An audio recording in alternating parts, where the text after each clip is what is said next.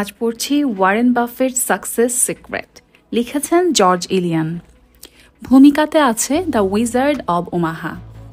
এই বই বাফেটকে পরিচয় করিয়ে দিচ্ছে, জানিয়ে দিচ্ছে তার ব্যবসায়িক সফলতার কথা এবং তার জীবন থেকে পাওয়া শিক্ষা। এটি কোনো টেক্সট বুক না বা কোনো বায়োগ্রাফি না, বরং যে কোনো জায়গায় বসে পড়ার মতো একটা শিট, যাতে আপনি কোনো বড় ওজনদার বই বহন না করেও জীবনের গুরুত্বপূর্ণ পয়েন্টগুলো নোট করে নিতে পারেন।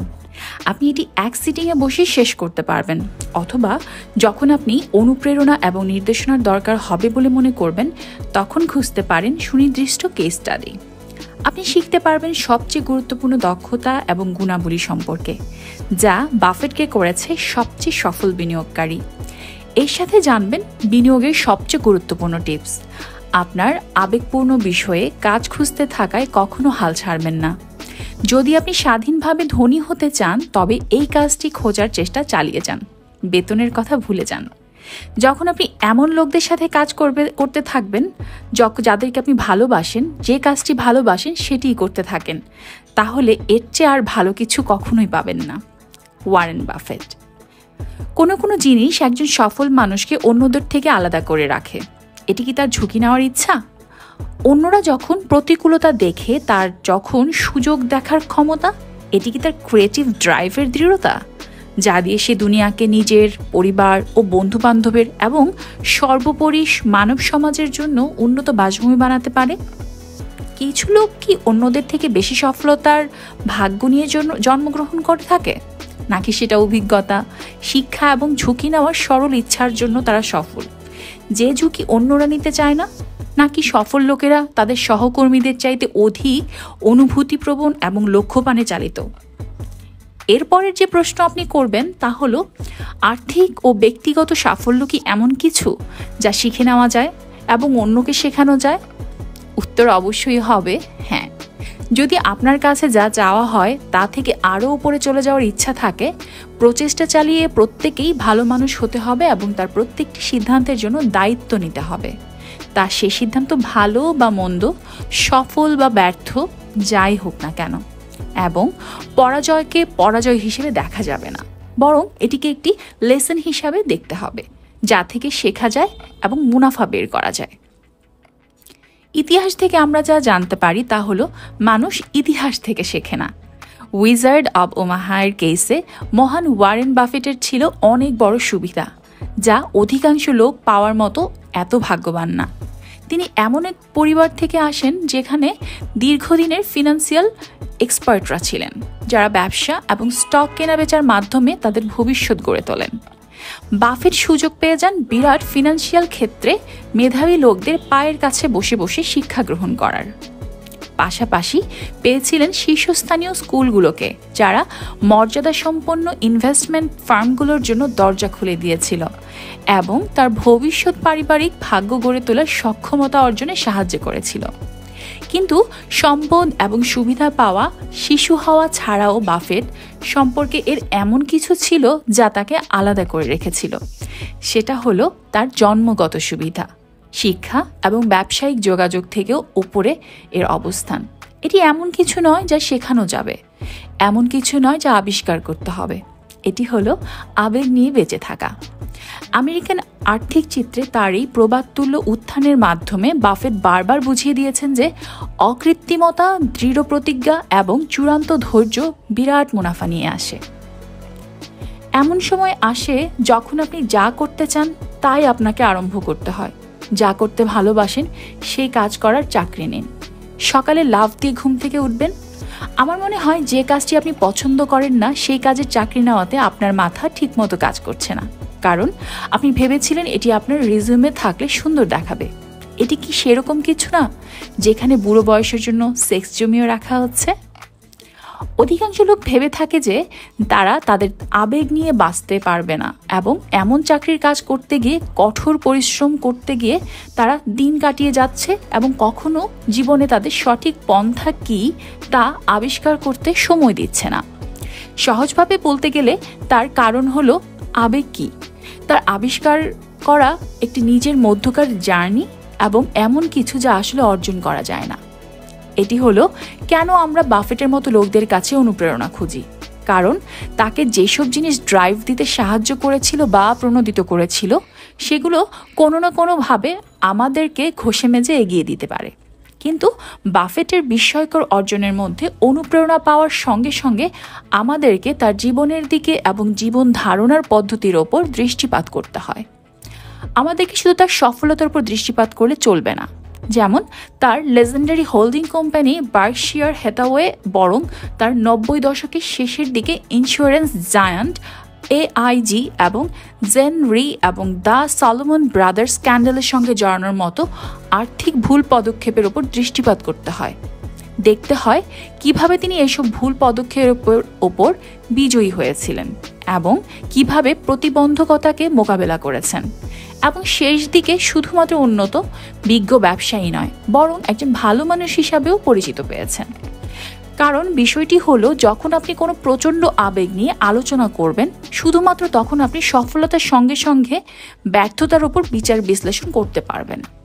তার দীর্ঘ ক্যারিয়ার জুড়ে বাফেট অনেক চ্যালেঞ্জ মোকাবেলা করেছেন এবং প্রতিটিকে তার নম্রতা এবং শিষ্টতা দিয়ে মোকাবেলা করেছেন। যখনই বড় বা ছোট প্রতিবন্ধকতা মোকাবিলা করেছেন তখন কখনোই সে ভেঙে পড়েননি। বাফেট হলেন সত্যিকারের একজন আমেরিকানের সফলতার গল্প, যা থেকে বিনিয়োগকারী এবং অবিনিয়োগকারীর মধ্যে সবার মধ্যেই বেশ কিছু গুরুত্বপূর্ণ শিক্ষা পাওয়া যেতে পারে। এর পরবর্তী আলোচনায় আমরা ওয়ারেন বাফেটের জীবনের ওপর একটু গভীর দৃষ্টিপাত করব, যাতে বিংশ শতাব্দী এবং তার পরবর্তী শতাব্দীতে সবচেয়ে ধনী এবং সৃজনশীল একজনের জীবনে কি কি জিনিস সাহায্য করেছিল সেগুলো জানতে পারি। আমরা দেখব বিজনেস ওয়ার্ল্ডে তার ধারণা করা বিষয়গুলো এবং সঙ্গে সঙ্গে আক্রমণ করা বিষয়গুলো। আমরা দেখব তার শিক্ষা, বন্ধু বান্ধব এবং শিক্ষকদের, যারা তাকে ছাঁচে ঢেলে আদর্শ করে তুলতে সাহায্য করেছেন। আমরা বিস্তৃতভাবে তার বাফেট অ্যাসোসিয়েটস এবং বাফেট পার্টনার্স লিমিটেডের মাধ্যমে বিরাট আর্থিক অর্জনের ওপর দৃষ্টি দেব এবং অবশ্যই তার মনোলিথিক এবং আইকনিক বার্কশায়ার হ্যাথাওয়ে। যদি আপনারা বার্কশায়ার হ্যাথাওয়ে সম্পর্কে না জানেন তা জেনে রাখুন। এটি একটি হোল্ডিং কোম্পানি যার প্রতিটি শেয়ার $50,000 মতো দামে বিক্রি হচ্ছে এবং এটি কিছু রিটেল ও ফুড জায়ান্ট যেমন কোকাকোলা, রিঙ্গেলস, নেসলে, সিস ক্যান্ডি এবং অনেক অনেক কোম্পানির আংশিক বা পূর্ণ মালিক হয়েছে। আমরা বাফেটের বিস্ময়কর জীবনের অভিজ্ঞতা নেব এবং নিজের জীবনে তার প্রয়োগের চেষ্টা চালিয়ে যাব। একটি আবেগপ্রবণ জীবন থেকে শিক্ষা। রুল 1, টাকা খোয়াবেন না। রুল 2, কখনো 1 নম্বর বিধি ভুলবেন না। জন্ম ওমাহা, নেব্রাস্কা, 1930 সালের আগস্টে। 4 বারের কংগ্রেসম্যান এবং স্টক ব্রোকার হাওয়ার্ড বাফেট এবং তার স্ত্রী লেইলা এর 3 জন শিশুর মধ্যে একমাত্র ছেলে। ছেলেবেলা থেকে বাফেট সংখ্যা এবং টাকা কামাইয়ের প্রতি ব্যতিক্রমী প্রবণতা প্রদর্শন করেন। 6 বছর বয়সে বাফেট তার দাদার গ্রসারি স্টোর থেকে 25 সেন্ট দিয়ে 6 প্যাকেট কোক কিনে বিজনেসে প্রবেশ করেন। অবশ্য তিনি সবসময় ড্রিঙ্কস অবিরামেই খেয়ে যেতেন। তারপর তার শৈশবের বন্ধুর কাছে প্রতি বোতল 5 সেন্ট করে বিক্রি করেন। এতে তার লাভ হয় প্রতি 6 বোতলের প্যাকে 5 সেন্ট করে। যখন বাফেটের বেশিরভাগ বন্ধু ফুটবল এবং অন্যান্য খেলা খেলে সারাদিন নষ্ট করে যাচ্ছিল, তিনি তখন বাবার কাছ থেকে বিনিয়োগের আশয় জেনে নিচ্ছিলেন এবং নিজের মধ্যে তার টাকা সঞ্চয়ের এবং বিনিয়োগের আগ্রহ আবিষ্কার করা শুরু করেন। পুরো শৈশবকাল বাফেট তার দাদার গ্রসারি স্টোরে কাটিয়ে দেন, টাকা সঞ্চয় করেন, তার সঞ্চয় পুনর্বিনিয়োগ করেন নিজের ক্ষুদ্র ব্যবসায়ে, যার মধ্যে ছিল দাঁড়ে দাঁড়ে ম্যাগাজিন বিক্রি করা এবং ক্লাসমেটদের মধ্যে ক্যান্ডি বিক্রি করা। ব্যবসা জগতে হানা দেওয়ার 5 বছর পরে বাফেট বিনিয়োগের জগতে তার প্রথম নড়বড়ে যাত্রা শুরু করেন। 11 বছর বয়সে তিনি $38 করে সিটি সার্ভিস 3টি প্রেফার্ড শেয়ার ক্রয় করেন। সবসময় রেজিলিয়েন্ট বাফেট শেয়ারগুলো ধরে রাখলেন যতক্ষণ না ঘুরে দাঁড়ায় এবং বেড়ে $40 যেতেই তিনি সেগুলো সঙ্গে সঙ্গে বিক্রি করে দিলেন। নতুন গজানো স্টক ব্রোকারের জন্য এই লেনদেন ছিল এক বিরাট ভুল, কারণ সিটি সার্ভিস প্রেফার্ডের দাম বেড়ে আকাশচুম্বী হয়ে গেল। প্রতিটি শেয়ার বিক্রি হলো $200 করে। হাই ফাইন্যান্স বিশ্বে এই প্রথম স্টেপ ছিল এক সিরিয়াস ভুল পদক্ষেপ, যা বাফেটের জীবনে প্রভাব ফেলেছিল এবং যা তাকে শিখিয়েছিল যখন বিনিয়োগের প্রশ্ন আসে, জীবনের অন্য ক্ষেত্রের মতোই ধৈর্য হয়ে যায় এক বিশাল গুণ। যত বেশি বিচক্ষণ হন না কেন বা যত বেশি প্রচেষ্টা করুন না কেন, কিছু ব্যাপারে সময় লাগে। 9 জন মহিলাকে অন্তঃসত্ত্বা করলেও আপনি 1 মাসে বাচ্চা প্রসব করাতে পারবেন না। সম্ভবত নতুন গজিয়ে ওঠা বিনিয়োগকারীরা সবচেয়ে বড় যে ভুল করে থাকেন তা হলো প্রথম যখন তারা স্টক বেচাকেনা করেন তখন লোকসানের আতঙ্কে পড়ে যান। ধৈর্য হলো একটি শক্তিশালী এবং দীর্ঘস্থায়ী পোর্টফোলিও গড়ে তোলার প্রধান নির্ধারক। আমরা সবাই টাকা কামাই করতে প্রচুর পরিশ্রম করে থাকি। আমরা চাই আমাদের টাকার ভান্ডার বড় হতে থাকুক এবং আমাদের জন্য কাজ করতে থাকুক। আমরা চাই আমাদের সঞ্চিত টাকা এবং বিনিয়োগ আমাদেরকে অবসর জীবনে, আমাদের বাচ্চাদের শিক্ষায়, আমাদের নির্দিষ্ট পর্যায়ের নিরাপত্তা এবং সুখ প্রদানে সহায়ক করুক। বিনিয়োগকারীরা বোঝে না যে স্টক মার্কেট হচ্ছে একটি ঝুঁকিপূর্ণ ব্যবসা এবং এই ব্যবসার ঝুঁকির জন্য আপনাকে মাঝে মাঝে লোকসান গুনতে হয়। অনেক বিনিয়োগকারীদের মধ্যে লোকসান হলেই আতঙ্ক সৃষ্টি হয়। তারা আতঙ্ক সৃষ্টিকারী স্টককে বাসি দুধের মতো করে ফেলে দেয়। সম্ভবত স্টক মার্কেটে বাফেটের প্রথম অভিজ্ঞতা থেকে আমরা যে শিক্ষা নিতে পারি তা হলো শুধুমাত্র একটি স্টকের দাম পড়ার কারণেই তা আমরা সঙ্গে সঙ্গে পরিত্যাগ করতে পারি না। উদাহরণস্বরূপ Amazon.com-এর কথাই ধরুন। যখন এই বিরাট অনলাইন রিটেইলার স্টক 1997 সালে প্রথম অফার করা হয়, এই প্রতিটি শেয়ার $20 চেয়ে একটু বেশি দামে কেনা বেচা চলে। অনেক বিনিয়োগ বিশেষজ্ঞ এটিকে চূড়ান্তভাবে ঝুঁকিপূর্ণ হিসেবে বিবেচনা করেন। NASDAQ ইন্ডেক্সে পুরো প্রারম্ভিক বছর জুড়ে অ্যামাজনের স্টকে সর্বোচ্চ $58 থেকে সর্বনিম্ন $18 পর্যন্ত ওঠানামা করে। এখন 11 বছর বয়সী ওয়ারেন বাফেট অথবা আপনার কথাই চিন্তা করুন, সিটি সার্ভিস প্রেফার্ডের পরিবর্তে তার এবং তার বোনের জন্য 3টি শেয়ার কিনে নেওয়ার কথা ভাবুন। তার তখন আতঙ্কগ্রস্ত হয়ে যাওয়ার চান্স ছিল। তিনি তা বিক্রি করে ফেললেন এবং সিটি সার্ভিস প্রেফার্ডের ট্যাঙ্কড হয়েছিল এবং ডাম্পিং। আপনি কি তাকে দোষারোপ করবেন? আপনি কি নিজেকে দোষারোপ করবেন? অবশ্যই না। আর্থিক সুরক্ষিত থাকা মানুষের সহজাত প্রবৃত্তি, কারণ কেউই টাকা খাওয়ানোকে উপভোগ করে না। আমরা অ্যামাজনকে সিটি সার্ভিস প্রেফার্ডের সাথে তুলনা করে দেখতে পারি, কারণ অ্যামাজন স্টক ঠিক একই কাজ করেছে। 1997 সালে অ্যামাজনে বিনিয়োগকে বিনিয়োগকারীরা বোকাদের বিনিয়োগ বলেছিল, কারণ অনেকেই সার্বিক বিজনেস মডেল হিসেবে ইন্টারনেটের স্থায়িত্বের অভাবে এবং অ্যামাজনের সময় মতো পণ্য সরবরাহের সক্ষমতার সময় বিশেষ বিবেচনা করেছিল। বিপুল সংখ্যক বিনিয়োগকারী ইন্টারনেটের দীর্ঘমেয়াদী ব্যবহার উপযোগিতা দেখে ব্যর্থ হয়েছিল। দুঃখজনকভাবে এখনও অনেকে তা অব্যাহত রেখেছে এবং দামের ওঠানামা শুরু হতেই স্টক খালাস করে দিচ্ছে।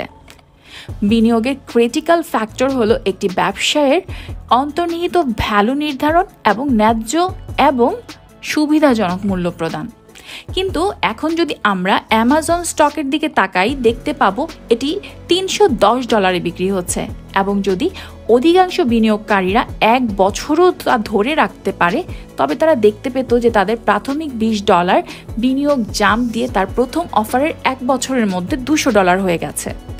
পয়েন্টটি হলো, একজন বিনিয়োগকারী হিসেবে আমাদেরকে স্বল্পকালীন লোকসান এবং দীর্ঘমেয়াদী প্রবৃদ্ধির আইডিয়াকে ধারণ করতে হবে। আমরা যদি বাফেটের লেজেন্ডারি হোল্ডিং কোম্পানি বার্কশায়ার হ্যাথাওয়েকে দেখি এবং বাফেট যেসব ক্রয়ের নেতৃত্ব দিয়েছেন এবং কর্তৃত্ব করেছেন, তাহলে দেখতে পাবো বিরাট সংখ্যক বিনিয়োগকারী তার কিছু বিনিয়োগ সিদ্ধান্তকে প্রশ্নের মুখে ঠেলে দিয়েছেন। কোকাকোলা, গেইকো, রিংলে, চিউইং গাম স্বল্পমেয়াদী যারা চিন্তা করে থাকেন, তাদের কাছে এসব বিনিয়োগ ছিল নিশ্চিত লোকসান বহনকারী। কিন্তু বাফেট ছিলেন সত্যিকারের জেনিয়াস এবং তার সিটি সার্ভিস প্রেফার্ডের প্রথম বিনিয়োগ থেকে তিনি যে শিক্ষা পেয়েছিলেন, আগামী 5, 10 বা 20 বছরে তাদের নিড, প্রয়োজন এবং ব্যবহার সম্পর্কে জানতে হবে। এবং এই মূল্যায়ন করার জন্য আপনাকে একজন বিনিয়োগকারী হিসেবে ধৈর্যশীল হতে হবে এবং ব্যবসায়ের অন্তর্নিহিত ভ্যালু এবং সার্বিক মার্কেটে দীর্ঘমেয়াদী মূল্য বিশ্লেষণ করতে হবে। হ্যাঁ, এটি বিনিয়োগ করার ভয় পাওয়ার একটি পন্থা, বিশেষভাবে যেসব বিনিয়োগকারীর জন্য যারা দীর্ঘমেয়াদে কোনো কোম্পানি কত ভালো চলবে তার উপর জীবনের সঞ্চয়কে বের ধরে ফেলেন। কিন্তু যদি কেউ ধৈর্যশীল হয় এবং স্টকের উত্থান পতনকে ধারণ করতে পারেন, তখন তিনি একজন নিশ্চিত জয়ী লোক হবেন এবং জীবনে অনেক ওপরে উঠতে পারবে। লম্বা গল্পকে ছোট করে বললে বলতে হয় 11 বছর বয়সের বালক যে ভুল করেছে তা থেকে শিক্ষা নিন। যখন নিজের স্টক পোর্টফোলিও শুধু না, ব্যক্তিগত বিনিয়োগের প্রসঙ্গ আসবে, তখন ধৈর্যশীল এবং পরিশ্রমী হন। নিজের ক্ষেত্রে বিনিয়োগ করেই সবচেয়ে উত্তম শিক্ষা লাভ করতে পারবেন, কিন্তু তা সবসময় কলেজ বা বিশ্ববিদ্যালয় শেখায় না। 1947 সালে 17 বছরের একটি বালক ওয়াশিংটন ডিসি এর উইড্রো উইলসন হাই স্কুল থেকে গ্র্যাজুয়েশন লাভ করে। বাফেটের পিতা হাওয়ার্ড তখন একজন ইউএস কংগ্রেসম্যান হিসেবে কাজ করতেন। গ্র্যাজুয়েশনের পর বাফেটের কলেজে গিয়ে আরও বেশি শিক্ষা লাভের তেমন কোনো ইচ্ছা ছিল না। এই কম বয়সে বাফেট পত্রিকা ডেলিভারি দিয়ে এবং 3টি পিনবল মেশিন ক্রয় করে এবং তা ওয়াশিংটন ডিসির বিভিন্ন ব্যবসায়িক এলাকায় স্থাপন করে। বাফেট পরবর্তীকালে একজন দ্বিতীয় বিশ্বযুদ্ধের অভিজ্ঞতা সমৃদ্ধ ব্যবসা প্রতিষ্ঠানের কাছে $1200 বিক্রি করে। $5000 আয় করে ফেলেছেন, যা 2015 সালের আর্থিক মূল্যে প্রায় $50,000 সমান হবে। যদিও বাফেটের শিক্ষানুরাগী মা বাবা অন্য পরিকল্পনা ছিল এবং তাদের একমাত্র ছেলেকে ইউনিভার্সিটি অফ পেনসিলভেনিয়ার অর্টানার বিজনেস স্কুলে ভর্তি হতে চাপ দিয়ে যাচ্ছিলেন। বাফেট অনিচ্ছা সত্ত্বেও ভর্তি হলেন এবং 2 বছর ওয়ার্টনে আটকা পড়লেন। তিনি প্রায় বলতেন তিনি বিজনেস এবং বিনিয়োগ সম্প্রসারণটি তার অধিকাংশ প্রফেসর থেকে বেশি জানেন। যখন বাফেটের বাবা 1948 সালের কংগ্রেসের রি-ইলেকশন বিডে হেরে গেলেন, বাফেট ওমাহাতে ফিরে এলেন এবং ইউনিভার্সিটি অফ নেব্রাস্কা লিঙ্কনে ট্রান্সফার হলেন। ইউনিভার্সিটি থাকাকালীন তিনি একজন পূর্ণকালীন কর্মী হিসেবে তার পিতার ইনভেস্টমেন্ট ব্রোকারেজ কাজ করেন এবং মাত্র 3 বছরের মধ্যে গ্র্যাজুয়েট হয়ে যান। প্রথম কলেজে ঢোকার সময়কার জেদেই মতোই তিনি গ্র্যাজুয়েট স্টাডিজের দিকে অগ্রসর হয়েছিলেন, কিন্তু আবারও তার মা বাবা চাপ দিতে থাকেন যাতে তিনি হার্ভার্ড বিজনেস স্কুলে ভর্তি হন, কিন্তু হার্ভার্ড তাকে ফিরিয়ে দিল। নিশ্চিতভাবে বলা যায় হার্ভার্ডের তারা সেই দিনের সিদ্ধান্তের জন্য আক্ষেপ করে যাচ্ছে।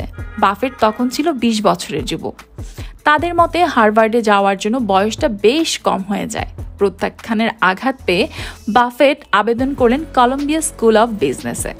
সেখানে নামকরা বিনিয়োগকারী এবং ভবিষ্যতের মেন্টর এবং বিজনেস পার্টনার বেন গ্রাহাম পড়াতেন। বেন গ্রাহামের ডানার নিচে কলম্বিয়ায় কাটানো বাফেটের সময় তার জীবন গড়ে তুলতে সবচেয়ে গঠনমূলক বলে প্রমাণিত হয়েছিল। মেন্টর এবং সহযোগী বেন গ্রাহাম ও চার্লি মঙ্গার। 1949 সালে যদি আমি বইটি না পড়তাম, বেন গ্রাহামের investment text the intelligent investor, তবে আমার ভবিষ্যৎ জীবন অন্যরকম হতো। বিজনেসম্যান এবং বিনিয়োগকারী হিসেবে বাফেটের সমৃদ্ধ গল্পময় জীবনে তিনি সবসময় বিরামহীন জ্ঞানার্জনের প্রতি গুরুত্ব আরোপ করেছেন এবং নিজের মধ্যে এর উন্নয়ন করেছেন। এটি গতানুগতিক উপায়ে, যেমন কলেজে ভর্তি হয়ে হোক অথবা অধিক গতানুগতিক মুক্তভাবে যাদের শ্রদ্ধা করেন এমন কিছু মানুষ পরিবেষ্টিতভাবে হোক এবং বয়স্কদের কাছ থেকে নতুন জেনারেশনগুলোর মধ্যে জ্ঞান বিস্তৃতি ঘটিয়ে হোক। বিজনেসে বা অন্য যে কোনো প্রচেষ্টায় মেন্টরের ভূমিকা আসলেই উজ্জ্বল। বিজনেস এবং বিনিয়োগ আসলেই ভয় পাইয়ে দেওয়া গোলক ধাঁধার মতো। নতুন ব্যবসায়ী এবং বিনিয়োগকারীর জন্য মাঝে মাঝে একজন সাহায্যকারীর বিজ্ঞ হস্ত লোকটিকে গাইড করে একটি বিজনেসের একক বৃহৎ সহায়তাকারী হিসেবে গণ্য হতে পারে। যদিও একজন বিনিয়োগকারী এবং স্বাধীন ব্যবসায়ী হিসেবে আমরা সবসময় যে একজন কলেজ প্রফেসর বা অভিজ্ঞ বিজনেস মালিকদের মাধ্যমে যে সঠিক পথে পরিচালিত হয়ে থাকি তা নয়, কিন্তু অধিকাংশ ক্ষেত্রে মেন্টর এমন একজন নাও হতে পারেন যিনি সব জানেন। একজন বিনিয়োগকারী, ব্যবসায়ী বা এমনকি কনস্ট্রাকশন শ্রমিক বা ওয়েট্রেসের জন্য মেন্টর এমন একজন হতে পারেন যার আইডিয়াকে ব্যক্তিগত বা পেশাগত স্তরে আর্টিকেল, বই বা টেলিভিশন প্রোগ্রামের মাধ্যমে পাওয়া যেতে পারে। মাঝে মাঝে এসব দূরবর্তী বিমূর্তদের করা গোল সেটিং এবং তার বাস্তবায়ন আপনাকে সামনের দিকে ড্রাইভ দিতে অনুপ্রাণিত করে থাকে। ওয়ারেন বাফেট 20তম শতাব্দীর সবচেয়ে ব্রিলিয়ান্ট বিজনেস মাইন্ড, ইনভেস্টর এবং GEICO ইন্স্যুরেন্সের চেয়ারম্যান। বেন গ্রাহাম এবং বার্কশায়ার হ্যাথাওয়েতে তার দীর্ঘদিনের পার্টনার চার্লি মঙ্গারের বিজ্ঞ পরামর্শ পেয়ে অনেক বেশি উপকৃত হয়েছিলেন।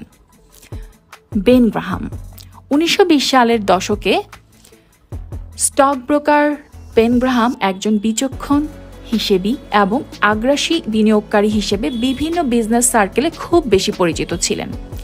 সেই সময় অধিকাংশ বিনিয়োগকারী স্টক মার্কেটকে যখন স্বপ্নে দেখা বিরাট আকায় দৈত্য হিসেবে দেখতেন, বেন গ্রাহাম তখন যেসব স্টক বেছে নিতেন সেগুলো ছিল অবমূল্যায়নকৃত এবং তাদের দৃষ্টিতে ঝুঁকিমুক্ত অথবা অধিকাংশ বিনিয়োগকারীর দৃষ্টিতে প্রকৃত প্রবৃদ্ধিহীন। গ্রাহামের সবচেয়ে বেশি জানা একটি বিনিয়োগ ছিল নর্দার্ন পাইপলাইন, যা রকফেলার পরিবারের একটি অয়েল ট্রান্সপোর্টেশন কোম্পানি। নর্দার্ন পাইপলাইনের শেয়ার প্রতিটি $60 করে বিক্রি হতো, কিন্তু বার্ষিক ব্যালেন্স শিট বিশ্লেষণ করে ওই কোম্পানির বন্ড হোল্ডিং রয়েছে প্রতিটি শেয়ারে $95 করেই। গ্রাহাম চেষ্টা করে নর্দার্ন পাইপলাইন কোম্পানিটিকে তাদের পোর্টফোলিও বিক্রির ব্যাপারে বোঝাতে চেষ্টা করলেন, কিন্তু তারা প্রত্যাখ্যান করল। শীঘ্রই তিনি একটি প্রক্সি যুদ্ধ শুরু করলেন এবং বোর্ড অফ ডিরেক্টরসের একটি স্পট নিতে পারলেন। কোম্পানি তার বন্ড বিক্রি করলো এবং প্রতিটি শেয়ারে $70 করে ডিভিডেন্ড দিল। 40 বছর বয়সে বেন গ্রাহাম মডার্ন ইনভেস্টমেন্ট লিটারেচারের কর্নারস্টোন হিসেবে বিবেচিত বই সিকিউরিটি অ্যানালাইসিস প্রকাশ করেন। বইটি প্রকাশের সময় স্টক মার্কেটে ইনভেস্টমেন্টে খুবই ঝুঁকিপূর্ণ বলে বিবেচিত হতো। ইকুইটি ফিউচারে ইনভেস্টমেন্টকে ডো জোন্স এর সঙ্গে এক জোড় মনে করা হতো, যা 1929-এর স্টক মার্কেটে ক্র্যাশের পর মাত্র 4টি বছরে কমতে কমতে রেকর্ড পরিমাণ নিচে চলে আসে। এই পিরিয়ডে গ্রাহাম ইন্ট্রিনসিক ভ্যালু নীতি চালু করেন, যা একটি ব্যবসায়ের আসল ভ্যালু বের করতে পারে। এই ভ্যালু স্টক অফারিং থেকে সম্পূর্ণ এবং পরিপূর্ণভাবে স্বাধীন। ইন্ট্রিনসিক ভ্যালু ব্যবহার করে ইনভেস্টররা সিদ্ধান্ত নিতে পারে কোন কোম্পানি অবস্থান ভালো এবং সে অনুযায়ী বিনিয়োগের সিদ্ধান্ত গ্রহণ করেন। তার এর পরের বই দ্য ইন্টেলিজেন্ট ইনভেস্টর, বাফেট বইটিকে এ পর্যন্ত লেখা ইনভেস্টমেন্টের সব বইয়ের মধ্যে সবচেয়ে গুরুত্বপূর্ণ বিবেচনা করেন। ভালো লোকদের সাথে ঝুলে থাকা অনেক ভালো। আপনারা এমন সহযোগী বেছে নিন যার আচরণ আপনার থেকে ভালো এবং আপনি তার দিকেই ঝুঁকে থাকুন।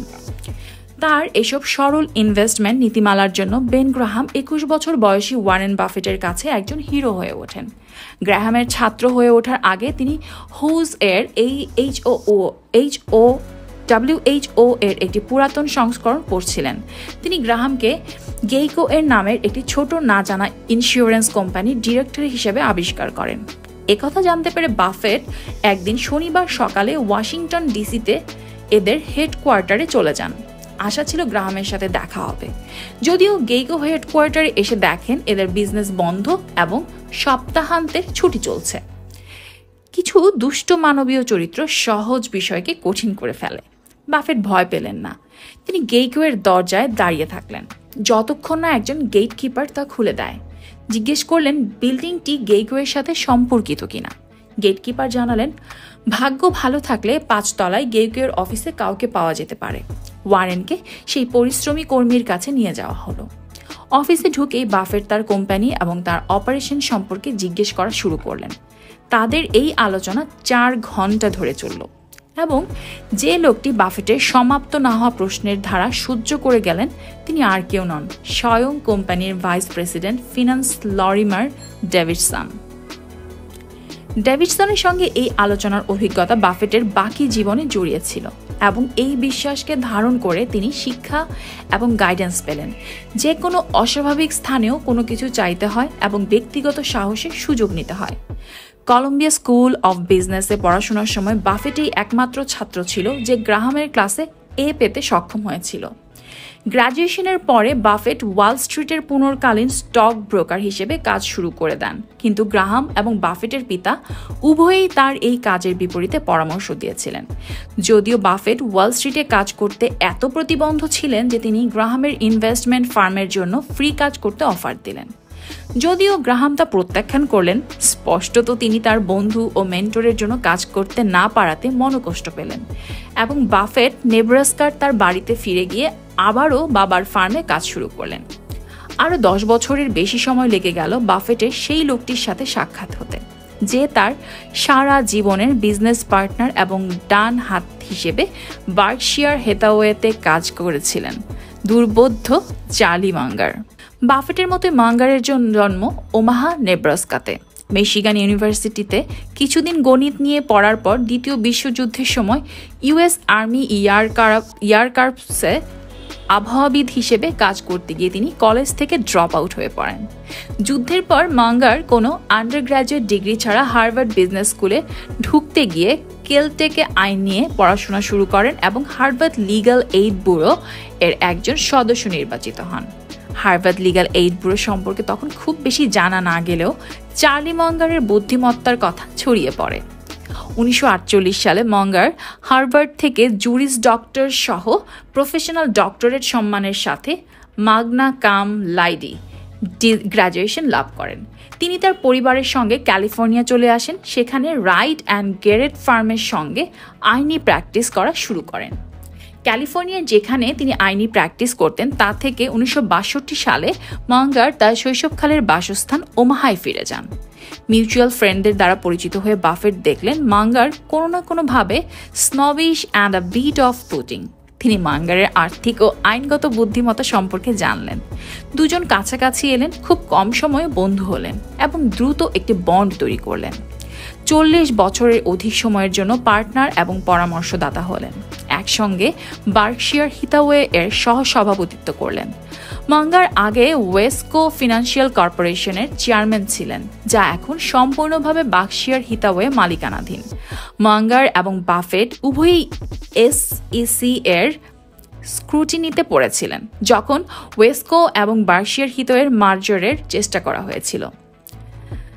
প্যাসাডেনা ক্যালিফোর্নিয়া ভিত্তিক ওয়েস্কো একটি সেভিংস এবং ঋণ প্রদানকারী সংস্থা হিসেবে কাজ শুরু করে, কিন্তু আস্তে আস্তে precision steel corporation, court furniture leasing, Kansas bankers security company এবং অন্যান্য অনেক ভেঞ্চারকে নিয়ন্ত্রণ করা শুরু করে। ওয়েস্কো ফিনান্সিয়ালের কেন্দ্রীভূত ইকুইটি পোর্টফোলিও ছিল $1.5 বিলিয়ন ওপরে এবং Coca Cola, Wells Fargo, Procter and Gamble, Kraft Foods, US Bancorp এবং গোল্ডম্যান সাকস কোম্পানিতে ভালো শেয়ার ছিল। আমাদের পছন্দের হোল্ডিং পিরিয়ড চিরদিন চলতে থাকে। বিনিয়োগকারী এবং লেখক গুই স্পিয়ার এর লেখা একটি আর্টিকেলে 5 lessons from $6,50,000 lunch with Warren Buffett তিনি লিখেন, এই লাঞ্চ আমাকে বুঝতে দিয়েছে যে আমি এর আগে লোক দ্বারা পরিবেষ্টিত ছিলাম এবং যাদের মাধ্যমে পরিবেষ্টিত থেকে আমি নিজেকে উন্নয়ন করতে পারতাম তারা আমার থেকে যে ভালো সে ব্যাপারে নিশ্চিত হওয়ার ক্ষমতাকে কম মূল্যায়ন করতাম। সেসব দিনে আমি যথেষ্ট ভাগ্যবান ছিলাম ট্রান্স আটলান্টিকের প্লেনের টিকিট কিনতে এবং ফলাফল হিসেবে জেট লেগে আটকা পড়তে আমি খুব কম চিন্তা করতাম। যদি এতে এমন কারোর সঙ্গে সময় কাটানো যেত যাকে আমি শ্রদ্ধা করি এবং যার কাছ থেকে আমি কিছু শিখতে পারবো। আপনাকে এসব শব্দকে হৃদয়ের গভীরে সব কিছুর ঊর্ধ্বে স্থান দিতে হবে, কারণ এটি সত্য যে আপনার চারপাশে যেসব লোককে স্থান দিতে চান তারা বিশ্ব সম্পর্কে আপনার মতামত ও সাধারণ প্রবণতা গড়ে তুলতে সাহায্য করতে পারে। যদি আপনার চারপাশে যেসব লোক থাকে এবং তারা হয়ে থাকে নেগেটিভ প্রবণতার মানুষ, তখন আপনার নেগেটিভ প্রবণতাপূর্ণ না হয়ে ওঠার ভালো চান্স থাকে। আপনি যদি নিজের চারপাশে এমন লোকদের সান্নিধ্য পছন্দ করেন যাদের অনেক বেশি পজিটিভ আউটলুক রয়েছে, তাদের প্রবণতা আপনাকে ঘষে মেজে দেবে। সফলতা সেসব লোকের কাছে আসে যারা আস্থা এবং পজিটিভ আউটলুক প্রজেক্ট করতে পারে। তাই আপনার নিজের জিজ্ঞাসা করা উচিত কোন ধরনের লোককে আপনি আকৃষ্ট করতে পারেন।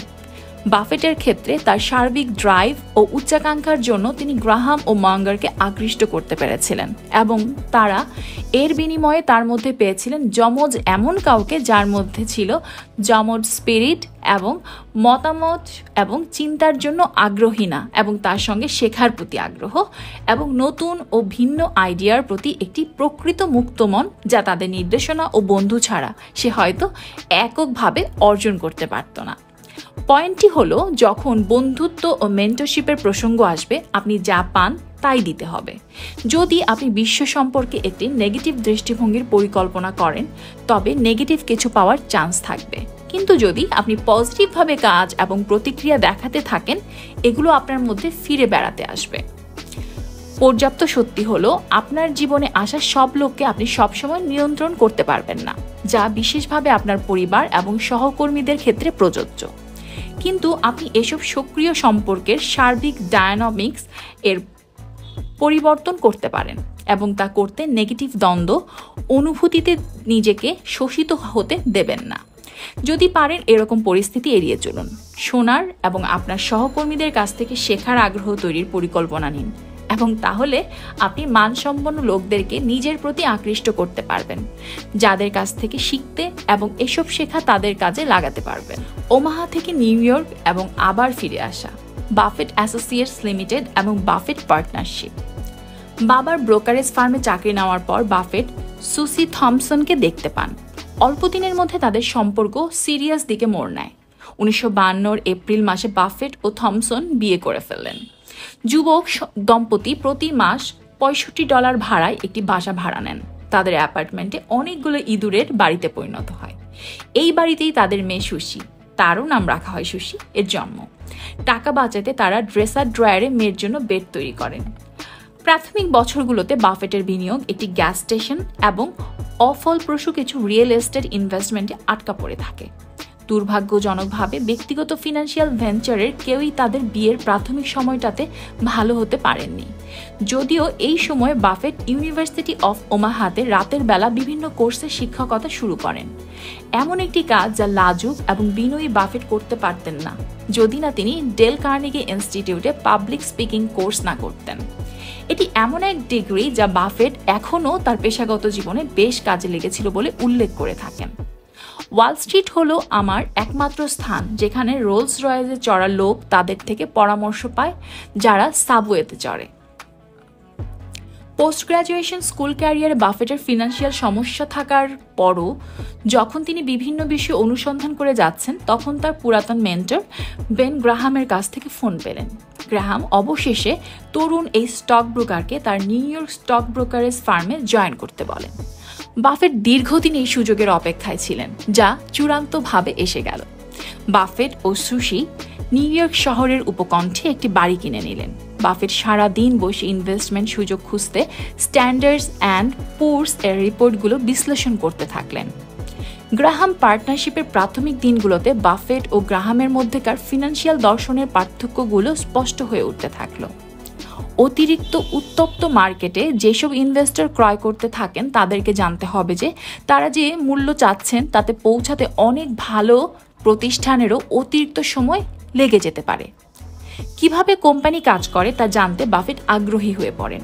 আরও সুনির্দিষ্টভাবে বলতে গেলে কী কারণে কিছু কোম্পানি অন্য কোম্পানি থেকে অনেক ভালো করে, বিনিয়োগের সিদ্ধান্ত নেওয়ার সময় প্রধান উপাদান হিসেবে গ্রাহাম খুব সরলভাবে বিবেচনা করতেন কোল্ড হার্ডওয়্যার কিভাবে, যেখানে বাফেট সম্পর্কে অনেক বেশি আগ্রহী হয়ে খুঁজতেন কোম্পানির ম্যানেজমেন্ট স্টাইল এবং ওয়ার্কফোর্স নিয়ে। গ্রাহাম ব্যালেন্স শিট এবং ইনকাম স্টেটমেন্টের দিকে মনোযোগ দিতেন, কিন্তু কর্পোরেট ম্যানেজমেন্ট স্টাইল এবং লিডারশিপের প্রতি কম মনোযোগ দিতেন। 1950 থেকে 1956 সাল গ্রাহামের পার্টনারশিপে কাটানো বাফেটের সময়ে তার মূলধন $9,800 ব্যক্তিগত অ্যাসেটস থেকে বেড়ে $1,40,000 গিয়ে পৌঁছে। এই বিরাট ব্যক্তিগত ভবিষ্যৎ নিয়ে বাফেট গ্রাহাম পার্টনারশিপ ছেড়ে দিয়ে ওমাহা এসে তার পরবর্তী বিরাট ফিনান্সিয়াল পরিকল্পনা বাস্তবায়নের সিদ্ধান্ত নিলেন। মে 1, 1956 সালে ওমাহা পৌঁছার পরপরই বাফেট 7 জন লিমিটেড পার্টনার নিয়োগ করলেন, যার মধ্যে ছিলেন তার বড় বোন এবং খালা, এবং সঙ্গে আরও $1,00,000 অতিরিক্ত মূলধন সংগ্রহ করলেন। নিজের জন্য মাত্র $100 রেখে তিনি অফিসিয়াল বাফেট অ্যাসোসিয়েটস লিমিটেড গঠন করলেন। 1 বছরের মধ্যে তিনি $3 লাখ মূলধন সংগ্রহ করে ফেললেন। ক্ষুদ্রই বলা যাবে, কিন্তু মূলধন সংগ্রহের অনেক বড় পরিকল্পনা ছিল। একই বছরে তিনি সুসি বাফেট একটি বাড়ি কিনলেন এবং স্নেহভরে নাম দিলেন বাফেটস ফলি। এই বাড়িতে বাফেট এবং তার দীর্ঘদিনের সহযোগী অ্যাস্ট্রিড দিনের একটি সময় ব্যয় করেছেন এবং বর্তমানেও পার্ট টাইম এখানে কাজ করছেন। তিনি আসলে মাস্টার বেডরুম থেকেই পার্টনারশিপ পরিচালনা করতেন এবং পরবর্তীকালে এই অপারেশন একটি ছোট্ট অফিসে নিয়ে যান। ওমাহায় বাফেটের জীবন নতুন শেপ ধারণ করা শুরু করেছিল। তিনি এক সুন্দরী মহিলাকেও বিয়ে করেন এবং 3টি স্নেহের সন্তান লাভ করেন এবং তার হোল্ডিং কোম্পানির প্রথম সফল বছর পার করছিলেন। আপনার জীবনে অল্প কিছু সঠিক কাজ করতে হবে, ততদিন আপনার খুব বেশি ভুল কাজ করা হবে না। পরবর্তী 5 বছর ধরে বাফেট অ্যাসোসিয়েট আকর্ষণীয় 250% হারে প্রতি বছর মুনাফা করতে থাকেন। যে কারণে এই হারকে এত ইমপ্রেসিভ মনে হয়েছিল তার কারণ ওই সময় DOW এর অবস্থান বেশ নিচে ছিল এবং বাফেট অ্যাসোসিয়েটসের রিটার্ন অনেক অনেক বেশি ছিল। মনে হতো বাফেট খাঁটি সোনার তৈরি এবং তার এই সফলতার জন্য ওমাহাতে তিনি একজন সেলিব্রিটির মর্যাদা পেতে থাকেন। 1962-তে বাফেটের মূলধন $7.5 মিলিয়ন ছাড়িয়ে যায়। এর মধ্যে $1 মিলিয়ন ছিল বাফেটের ব্যক্তিগত অংশ, ফলে বাফেট বেশিরভাগ অংশের মালিক হয়ে গেলেন। এই সময় তিনি আমেরিকার বিভিন্ন এলাকা থেকে 90 জনেরও বেশি লিমিটেড পার্টনার সংগ্রহ করেন। তার চূড়ান্ত সিদ্ধান্ত তিনি পার্টনারশিপের গ্রুপকে একটি একক ইউনিটে পরিণত করেন এবং কোম্পানির পুনরায় নাম নির্ধারণ করেন বাফেট পার্টনারশিপ লিমিটেড এবং হোল্ডিং কোম্পানি সর্বনিম্ন বিনিয়োগ $1 লাখ উন্নীত করেন এবং ওমাহার ফারমান স্ট্রিটে কেই উইথ প্লাজায় একটি অফিস উদ্বোধন করেন। এটি স্থাপনের 1 দশক পর বাফেট পার্টনারশিপ রেকর্ড পরিমাণ মুনাফা করে এবং এই দশকে 1000%-এর ওপরে রিটার্ন আহরণ করে। 1967 সালে বাফেটের পার্টনারশিপ বেড়ে বিস্ময়করভাবে 45 মিলিয়নে পৌঁছে যায়, যখন বাফেটের ব্যক্তিগত স্টক দাঁড়ায় 7 মিলিয়ন। 1968-তে বাফেট পার্টনারশিপ বন্ধ করে দিয়ে নতুন অ্যাকাউন্ট করেন এবং 60% মুনাফার বিরাট অর্জন দেখতে পান, যদিও DOW তখন ভিয়েতনাম যুদ্ধের জন্য খুব ওঠানামা করছে। এত বড় বড় অর্জনে বাফেটের ব্যক্তিগত ভবিষ্যৎ বেড়ে 100 মিলিয়ন সম্পদে পরিণত হয়। অন্যদিকে যাওয়ার আগে নতুন ব্যবসায় তৈরি করার প্রেক্ষাপটে পার্টনারশিপ এবং ইনভেস্টমেন্টের গুরুত্ব নিয়ে চলুন আলোচনা করি। বাফেটের কানেকশন এবং পারিবারিক পরিচিতির কারণে তার প্রাথমিক ভেঞ্চারগুলোতে খুব সহজেই তিনি বিনিয়োগকারী এবং পার্টনার পেয়ে যান। এসব পার্টনার ছাড়া বাফেট কখনো বাফেট অ্যাসোসিয়েটস বা বাফেট লিমিটেড নিয়ে মাটি ছেড়ে উড্ডয়ন করতে পারতেন না। এটি ঠিক যে তিনি নিজের মূলধন ইনভেস্ট করে বসে থাকতে পারতেন, কিন্তু তা তার সার্বিক বিনিয়োগে সীমাবদ্ধতা এনে দিত এবং তিনি শুধু নিজে লাভবান হতেন, তার বিনিয়োগকারীদের জন্য বিরাট পরিমাণ সম্পদ জড়ো করতে পারতেন না। একটি সংঘাতময় অর্থনীতিতে নতুন এক ব্যবসায় গড়ে তোলা অনেকটা অসম্ভব কাজ, কিন্তু যদি আপনার আইডিয়া থাকে, কৌশল জানেন এবং কঠোর পরিশ্রমের ইচ্ছা থাকে, তবে নিজের ব্যবসায় গড়ে তোলা আপনি যেরকম ভাবছেন সেরকম অসাধ্য কিছু নয়। অন্যরা আপনার সঙ্গে সম্মত হওয়া মানেই আপনি সঠিক বা ব্যাঠিক তা কিন্তু নয়। আপনি সঠিক কারণ আপনার প্রাপ্ত তথ্য সঠিক এবং আপনার যৌক্তিকতাও সঠিক। এটি একমাত্র বিষয় যা আপনাকে সঠিক করে তোলে। যদি আপনার তথ্য এবং বিশ্লেষক সঠিক হয়ে থাকে তবে কোনো কারণেই আপনার দুশ্চিন্তার কারণ নেই। কিন্তু যখন আপনার ভালো আইডিয়া এবং বিজনেস প্ল্যানও থাকবে, তখন আশ্চর্য হয়ে দেখবেন বিপুল সংখ্যক লোকজন গ্রাউন্ড ফ্লোরে বসে এসে জড়ো হবে, বিশেষভাবে পরিবারের সদস্য এবং বন্ধু বান্ধবরা। যদি আপনি বাফেট অ্যাসোসিয়েটসের দিকে তাকান, দেখবেন সবচেয়ে বড় অবদানকারী হচ্ছেন বড় বোন এবং খালা। সম্ভবত বাফেট তার পরিবারের সদস্যদের দিকে প্রথমে পার্টনারশিপ ব্যবসায়ের আইডিয়া নিয়ে এগিয়ে আসেন, কারণ পরিবারের সদস্যরা তাকে ভালো জানবেন এবং তারা এও জানবেন যে বাফেটের সেই শিক্ষা রয়েছে এবং তাদের প্রাথমিক বিনিয়োগকে দিয়ে সে ভবিষ্যৎ গড়ে দিতে পারে, এবং অবশেষে তাই হয়েছে। তার মানে কি এই আপনি মা বাবাকে চাপ দেবেন যাতে ঋণ দিয়ে আপনার প্রথম ব্যবসা গড়ে দেয়? অবশ্যই না, কারণ আপনি অবশ্যই লোন চাইতে যাবেন না। আপনি আপনার ভালোবাসার লোকদের বলবেন বিনিয়োগ করার জন্য, যাতে তারা আপনার আইডিয়ার শেয়ার নিতে পারে। অনেকের কাছে আপনার আইডিয়া খুব ঝুঁকিপূর্ণ মনে হতে পারে, সম্ভাবনা রয়েছে এটি নিজের কাছেও ঝুঁকিপূর্ণ মনে হতে পারে, এবং তারা কোনো ব্যবসায় জড়ানোর ব্যাপারে বাধা দিতে পারে, কারণ সেখানে হয়তো তারা তাদের প্রাথমিক বিনিয়োগ হারিয়েছেন বা অনেক দিন ধরে এর থেকে কোনো রিটার্ন পাননি। এজন্যই এটি খুবই গুরুত্বপূর্ণ। কারো কাছে কোনো ব্যবসায় সুযোগ বিনিয়োগের জন্য বলার আগেই আপনাকে একটি সলিড বিজনেস প্ল্যান তৈরি করতে হবে। এমন যদি হয় যে আপনি সবচেয়ে গতানুগতিক পন্থায় ব্যাংকের কাছে কোনো ক্ষুদ্র ব্যবসায় লোনের জন্য যেতে হয়, তারা সলিড ডকুমেন্ট দেখতে চাইবে যা তাদেরকে নিশ্চিত করবে যে আপনার আইডিয়া দিয়ে টাকা কামাই করা যাবে এবং তা কালক্রমে পরিশোধিত হবে। সুতরাং আপনি যাকে জিরো ফেইলিওর ভাবেন তা যদি আপনার থাকে, কিন্তু কোনো আইডিয়া বা প্ল্যান আসলেই জিরো ফেইলিওর নির্দেশ করে, তবে আগেভাগে প্ল্যান করুন। বাস্তবে অনেক আগেই প্ল্যান করুন, এমনকি 1 দশক আগে। যদি আপনি অনেক আগেই ভেবে নিতে পারেন যে কি ঘটতে যাচ্ছে, কারণ বিনিয়োগকারীর মধ্যে নিজের আগ্রহের বাস্তবায়ন করতে আপনি কতটা সিরিয়াস তা বোঝাতে এটি অনেক বেশি ফলপ্রসূ এবং সম্ভাব্য বিনিয়োগকারী অবশ্য জানতে পারবে। তাদের প্রাথমিক বিনিয়োগকে ম্যাচ করার চেষ্টা সাপেক্ষে আপনি তাদের মূলধন মাফিক ঝুঁকি নিতে যাচ্ছেন। অধিকাংশ মানুষের জন্য এতে কিছু সঞ্চয় হয়ে থাকে, কারণ যদি আপনি সম্ভাব্য বিনিয়োগকারীদের আকৃষ্ট করতে পারেন, আপনাকে ব্যাংক লোন পরিশোধ করার দায়িত্ব নিতে হবে না। কিন্তু যদি আপনার প্রচণ্ড আবেগ, ড্রাইভ এবং উচ্চাকাঙ্ক্ষা থেকে থাকে, তবে অবশ্যই কিছু ফিনান্সিয়াল কর্নার কেটে দিয়ে আপনার সিড মানি বাঁচাতে সহায়তা করতে কোনো সমস্যা হবে না। কিন্তু সবচেয়ে গুরুত্বপূর্ণ হলো হাল ছেড়ো না। যদি আপনার মধ্যে নিজের বিজনেস প্ল্যান নিয়ে সত্যিকারের প্রচণ্ড আবেগ থাকে, আপনি কোনো না কোনো পথ খুঁজে পাবেন। এমনকি তা করতে যদি আপনাকে 3টি জব করে যেতে হয় এবং বিনিদ্র রাত পার করতে হয়, তবুও আপনি করে যাবেন। এক জায়ান্ট বার্কশায়ার হ্যাথওয়ে গঠন। মার্কেটের ওঠানামাকে আপনার শত্রু না ভেবে বন্ধু ভাবুন। বোকামি থেকে মুনাফা অর্জন করুন, এতে অংশ না নিয়ে। 1969 সালে ভিয়েতনামের যুদ্ধ যখন তুঙ্গে, যে সময়ে DOWZ উস্ফলন হলো এবং শেয়ারের দাম নজিরবিহীনা চাঙ্গা হলো, বাফেট পার্টনারশিপে তারল্য আনতে শুরু করলেন। একই বছর মে মাসে তিনি তার পার্টনারদেরকে জানালেন যে তিনি বর্তমান মার্কেটে বার্গেন করতে আর সক্ষম না এবং বছরের বাকি দিনগুলো তিনি পোর্টফোলিওতে তারল্য এনে কাটিয়ে দিবেন, শুধুমাত্র বার্কশায়ার এবং ডাইভার্সিফাইড রিটেইলিং বাদ দিয়ে। বার্কশায়ারের শেয়ার পার্টনারদের মধ্যে বন্টন করে দেওয়া হলো। সঙ্গে সঙ্গে ওয়ারেনের একটি চিঠি, যা দিয়ে জানানো হলো তিনি কিছু অংশে বার্কশায়ারের সাথে যুক্ত থাকবেন এবং তাদের জন্য ভবিষ্যতে কোনো বাধ্যবাধকতা থাকবে না। ওয়ারেন কোম্পানির শেয়ার ধরে রাখার ব্যাপারে পরিষ্কার ধারণা দিলেন।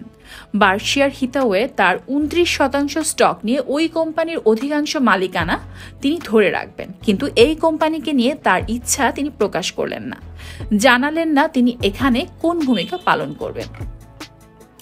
কেউ একজন একবার বলেছিল, মানুষ নিয়োগ করতে গিয়ে 3টি গুণাবলী খুঁজতে হয়: সততা, বুদ্ধিমত্তা এবং সক্ষমতা।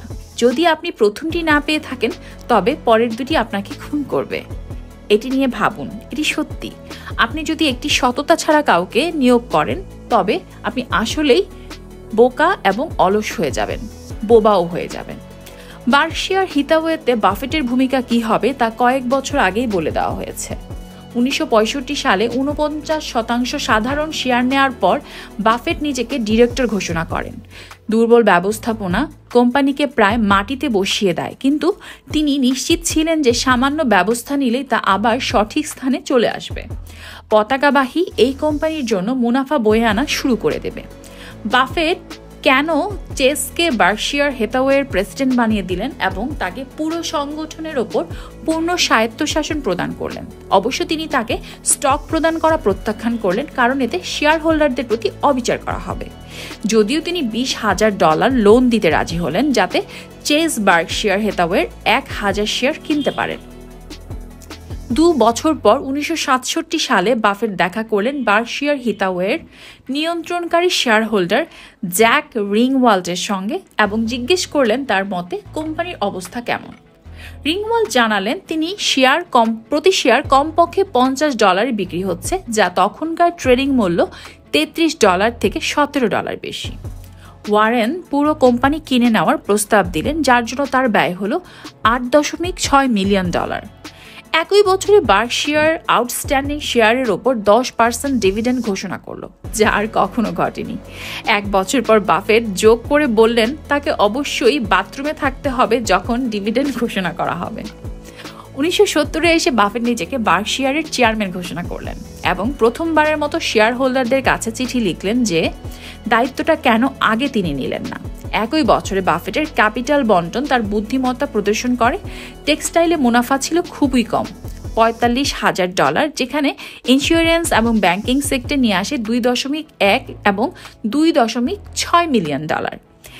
নিউ বেডফোর্ড, ম্যাসাচুসেটস এবং এর সংঘাতময় লুম থেকে সামান্য নগদ অর্থ এসে যুক্ত হয় ক্যাপিটাল প্রবাহ ঘটায়, যা বার্কশায়ার হ্যাথওয়ে গড়ে তুলতে দরকার ছিল। এক বছর বা এরকম সময় পরে ওয়ারেন বাফেট ক্যালিফোর্নিয়া ভিত্তিক একটি কোম্পানি সিস ক্যান্ডি কিনে নেওয়ার অফার দেন। সিস ছিল মজাদার এক চকলেট প্রস্তুতকারী যা নিজের ব্র্যান্ডের চকলেট হিসেবে বেশি দামে ক্রেতাদের কাছে বিক্রি করা যেত। ব্যালেন্স শিট হতে ক্যালিফোর্নিয়ানদের যেসব বিষয় প্রতিফলন হলো, তারা স্পেশাল সিস টেস্টের জন্য কিছু বেশি মূল্য দিতে রাজি ছিলেন। বাফেট সিদ্ধান্ত নিলেন বার্কশায়ারের এই কোম্পানির জন্য 25 মিলিয়ন ক্যাশ দিতে রাজি থাকা উচিত। সিস মালিকরা 30 মিলিয়ন চাইলে বার্কশায়ার শীঘ্রই সম্মতি দিল। এটি ছিল বার্কশায়ার বা বাফেটের সবচেয়ে বড় ইকুইজিশন। সফলভাবে সিস ক্যান্ডি ইকুইজিশনের পর বাফেট চেষ্টা করলেন বার্কশায়ার হিতাওয়ের সাথে ইন্ডাস্ট্রিয়াল জায়ান্ট ওয়েস্কো এর মার্জ করতে, কিন্তু তদন্ত বার্কশায়ার ও ওয়েস্কো এর মার্জারকে ব্যর্থ করে দেয়। বাফেট এবং চার্লি মঙ্গার ওয়েস্কো স্টককে অনেক বেশি দামে কিনে নিতে চাইলেন। তার সরল কারণ হলো তারা মনে করেছিলেন এটি করা উচিত। বিষয়হীনভাবে সরকার তাদেরকে বিশ্বাস করেনি এবং মার্জার করার অনুমতির আবেদন প্রত্যাখ্যান হয়। বাফেট দেখতে পেলেন বার্কশায়ার হিতাওয়ের নিট মূল্য বাড়ছে। 1965 থেকে 1975 এই কোম্পানির মূল্য শেয়ারে $20 করে বেড়ে $100 পৌঁছে গেল। এটি ছিল সেই সময় যখন ওয়ারেন বার্কশায়ার স্টকে তার চূড়ান্ত ক্রয় করলেন। যখন পার্টনারশিপে শেয়ার বন্টন হলো, তার মালিকানায় এলো 29%। কয়েক বছর পর প্রতিটি শেয়ার $32.45 করে তিনি আরও 15.4 মিলিয়ন বিনিয়োগ করলেন। এতে তার মালিকানা গিয়ে পৌঁছালো 43% এর বেশি। এর মধ্যে সুশির ছিল আরও 3%। তার সব সম্পদ বার্কশায়ার হিতাওয়েতে এসে জড়ো হলো। কোনো পার্সোনাল হোল্ডিং ছাড়া এই কোম্পানি হলো তার বিনিয়োগের একমাত্র বাহন। ডাইভার্সিফিকেশন হলো অজ্ঞতার বিরুদ্ধে একটি প্রোটেকশন। এটি যারা করে তাদের খুব কমই কাজে লেগে থাকে। 1976 সালে বাফেট আবারও গেইকো ইন্স্যুরেন্সের সঙ্গে জড়িয়ে যান। কোম্পানির প্রতিবেদনে দেখা যায় কোম্পানির সম্প্রতি বিরাট ক্ষতির সম্মুখীন হয়েছে এবং এদের শেয়ার মাত্র $2 করে বিক্রি হচ্ছে। বাফেট তার প্রাজ্ঞতা দিয়ে দেখেন যে কোম্পানির ব্যবসা এখনও ঠিক আছে এবং অধিকাংশ সমস্যা সৃষ্টি হচ্ছে অদক্ষ ম্যানেজমেন্টের মাধ্যমে। পরবর্তী কয়েক বছর ধরে বার্কশায়ার তার এই দুর্দশাগ্রস্ত ইন্স্যুরেন্সের জন্য কাজ করে গেলেন এবং $মিলিয়ন মুনাফা করলেন। বেঞ্জামিন গ্রাহাম, যিনি এখনও এই কোম্পানিতে তার অবস্থান ধরে রেখেছিলেন, তিনি একই বছর টার্ন অ্যারাউন্ডের অল্পদিন পরই সেপ্টেম্বর মাসে এসে মারা যান। কয়েক বছর পরই এই ইন্স্যুরেন্স জায়ান্ট বার্কশায়ারের সম্পূর্ণ মালিকানাধীন একটি সাবসিডিয়ারিতে পরিণত হয়। 70 দশকের শেষের দিকে বাফেটের রেপুটেশন এত বেড়ে যায়, যদি কোনো রিউমার শোনা যায় যে ওয়ারেন বাফেট এই কোম্পানির স্টক কিনেছে, তবে সঙ্গে সঙ্গে সেই কোম্পানির শেয়ার ভ্যালু 10% বেড়ে যায়। বার্কশায়ার হিতাওয়ের এই স্টক যখন $290 বেশি দামে বিক্রি হচ্ছে এবং বাফেটের ব্যক্তিগত সম্পদ তখন প্রায় 140 মিলিয়ন। তিনি কখনো বার্কশায়ার হিতাওয়ের একটি শেয়ারও বিক্রি করেননি। তার কাছে ক্যাশ যা ছিল তা চেয়ারম্যান হিসাবে $50,000 বেতন। সেই সময় হঠাৎ করে তিনি ব্রকারদের কাছে একটি মন্তব্য করে বসেন, আমি যা পেয়েছি সবই বার্কশায়ারের সাথে বেঁধে রেখেছি, আমার কয়েকটি নিকেলস বাইরে রাখা দরকার। ফলে তার ব্যক্তিগত জীবনে ইনভেস্ট করা শুরু করেন। রজার লয়েনস্টেইনের লেখা বায়োগ্রাফি বাফেট অনুযায়ী বাফেট তার নিজের বিনিয়োগে অনেক বেশি স্পেকুলেটিভ ছিলেন। একবার তিনি কপার ফিউচার কিনে ফেলেন, যা ছিল খাঁটি স্পেকুলেশন এবং বিনিয়োগ বিশ্ব একে সম্পূর্ণ ক্র্যাপসুট জুয়া হিসেবে দেখত। কিছু মাত্র 9 মাসের মধ্যে তিনি $3 মিলিয়ন আয় করে ফেলেন। যখন তার এক বন্ধু তাকে রিয়েল এস্টেটে বিনিয়োগ করতে বলল, তিনি উত্তরে বললেন, কেন? স্টক মার্কেটে বিনিয়োগ এত সহজ হওয়ার পরও আমি রিয়েল এস্টেটে বিনিয়োগ করতে যাব? এত সব চমৎকার ব্যবসার মধ্যে বার্কশায়ার হিতাওয়ের সবচেয়ে উত্তম ও মুনাফা অর্জনের একটি ব্যবসা শুরু করা হয়েছিল, যা খুবই টেকসই। 1983 সালে ওয়ারেন বাফেট নেব্রাস্কা ফার্নিচার মার্টের দিকে হেঁটে গেলেন। এটি ছিল $multi-million ফার্নিচার রিটেইলার, যা গ্রাউন্ড ফ্লোর থেকে রোজ ব্লাপকিন পর্যন্ত উঠে গিয়েছিল। মিসেস ব্লাপকিনের সঙ্গে আলাপ করে তিনি জানতে চাইলেন তিনি কি তার এই ব্যবসা বার্কশায়ার হিতাওয়ের কাছে বিক্রি করতে আগ্রহী। ব্লাপকিনের উত্তর ছিল, সরল একটি উত্তর ছিল, হ্যাঁ। তিনি $60 মিলিয়ন পেলে ছেড়ে যাবেন। একটি হ্যান্ডশেকের মাধ্যমে কন্ট্যাক্ট হয়ে গেল। 1 পৃষ্ঠার মধ্যে চুক্তি লেখা হয়ে গেল। ব্লাপকিন একজন রুশিয়ান ইমিগ্রেন্ট। কয়েকদিন পর না তাকিয়েই ভাঁজ করে রাখলেন মেইলে পাওয়া চেকটি। স্কট অ্যান্ড ফেডজার ছিল বার্কশায়ার হ্যাথাওয়ের আরেকটি বড় সংযুক্তি। যখন রাল্ফ স্কেনিয়ার আইপিও লঞ্চ করেন তখন কোম্পানিটি নিজেই এক প্রতিকূল হস্তান্তরের টার্গেট হয়ে ওঠে। 1984 সালে আইভান বয়েস্কি, কার্বি ভ্যাকুয়াম ক্লিনার এবং ওয়ার্ল্ড বুক এনসাইক্লোপিডিয়া এর প্রস্তুতকারক শীঘ্রই প্রতিটি শেয়ার $60 একটি কাউন্টার অফার দেন, যেখানে অরিজিনাল অফার ছিল $50 প্রতি শেয়ার, যা মার্কেট ভ্যালু থেকে $5 বেশি। বলার অপেক্ষা রাখে না যে স্কট অ্যান্ড ফেডজার আতঙ্কিত হয়ে পড়েন। বাফেট, যিনি ছিলেন মিলিয়ন শেয়ারের 1/4 মালিক, তিনি তাদেরকে মেসেজ পাঠান যদি তার মার্জারে আগ্রহী হয় তবে তাকে জানাতে। সঙ্গে সঙ্গেই ফোন বেজে উঠল। বাফেট $60 করে অফার করলেন কোল্ড হার্ড ক্যাশে। যখন 1 সপ্তাহের কম সময়ে চুক্তিটি হয়ে গেল, বার্কশায়ার হ্যাথওয়ে তার সংগ্রহে পেল 315 মিলিয়নের একটি নতুন ক্যাশ তৈরির পাওয়ার হাউস। এই সংঘাতময় টেক্সটাইল মিলে ক্ষুদ্র ক্যাশ প্রবাহ বের করতে গিয়ে এটিকে বিশ্বের শক্তিশালী কোম্পানির একটি পরিণত করে ফেলেন। পরের দশকে আরও বড় ব্যাপার ঘটে যায়। বার্কশায়ার দেখল এর শেয়ার মূল্য 2600 থেকে বেড়ে 1990-এর দশকে 80,000-এর মতো ঊর্ধ্বে চলে গেল। 1986 সালে বাফেট একটি ব্যবহৃত ফেলকন এয়ারক্রাফট কিনে ফেলেন $8,50,000। আস্তে আস্তে তিনি বুঝতে পারলেন এটিকে বাণিজ্যিকভাবে উড্ডয়ন করানো সম্ভব হবে না। বিলাসিতার এই আইডিয়াই তার সঙ্গে সহজে অ্যাডজাস্ট করছিল না, কিন্তু তিনি তাৎক্ষণিক জেটটির প্রেমে পড়ে গিয়েছিলেন। জেটের প্রতি এই ভালোবাসা তাকে 1990 দশকের মাঝামাঝি এক্সিকিউটিভ জেট কিনতে ধাবিত করে। 80-এর দশক বার্কশায়ার হ্যাথওয়ে তার ভ্যালু বাড়িয়ে চলে। সবকিছুই ভালো ছিল, শুধু একটি কোলাহলপূর্ণ ধ্বংসাত্মক ধাক্কা ছাড়া। 1987 সালে স্টক মার্কেট ক্রাশ করে এবং ব্ল্যাক মানডে। বাফেট এই মার্কেটের সংশোধনে আপসেটস হলেন না। খুব শান্তভাবে কোম্পানির মার্কেট মূল্য দেখলেন, তারপর কাজ করে গেলেন। এটি ছিল তিনি কিভাবে স্টক এবং বিজনেসকে দেখে থাকেন তার একটি ছবি। এটি ছিল একটি অস্থায়ী বিচ্যুতি, যদিও এটি ছিল বেশ শক্তিশালী। প্রায় 1/4 বার্কশায়ার মার্কেট ক্যাপিটাল চলে যায়। মনে হচ্ছিল এই লোকসানে হতাশ না হয়ে বাফেট এবং বার্কশায়ার হ্যাথওয়ে ব্ল্যাক মানডে এই ধ্বংসযজ্ঞের মাধ্যমে শক্তিশালী হয়ে উঠল। কেন? যেসব কোম্পানিকে আসলেই পছন্দ করেন সেগুলোতে বিনিয়োগ করতে যাচ্ছেন না। যেমন মেই ওয়েস্ট বলেছিলেন, খুব দারুণ কিছু হতে পারে। 1 বছর পর 1988 সালে বাফেট কোকাকোলার স্টক কেনা শুরু করেন। কোকাকোলার প্রেসিডেন্ট বুঝলেন কেউ শেয়ার লোড করে যাচ্ছে এবং তিনি সতর্ক হলেন। লেনদেনগুলো পরীক্ষা করে তিনি দেখলেন ট্রেডগুলো মিড ওয়েস্টে যাচ্ছে। তখনই তার বাফেটের কথা মনে পড়ল। তাকে ফোন করলেন। বাফেট নিজের কৃতকর্ম স্বীকার করলেন এবং অনুরোধ করলেন ব্যাপারটি না জানাতে যতক্ষণ তিনি 5% শেয়ারে পৌঁছার ঘোষণা না দেয়। কয়েক মাসের মধ্যেই বার্কশায়ার কোম্পানির 7% বা $102 বিলিয়ন স্টকের মালিক হয়ে গেলেন।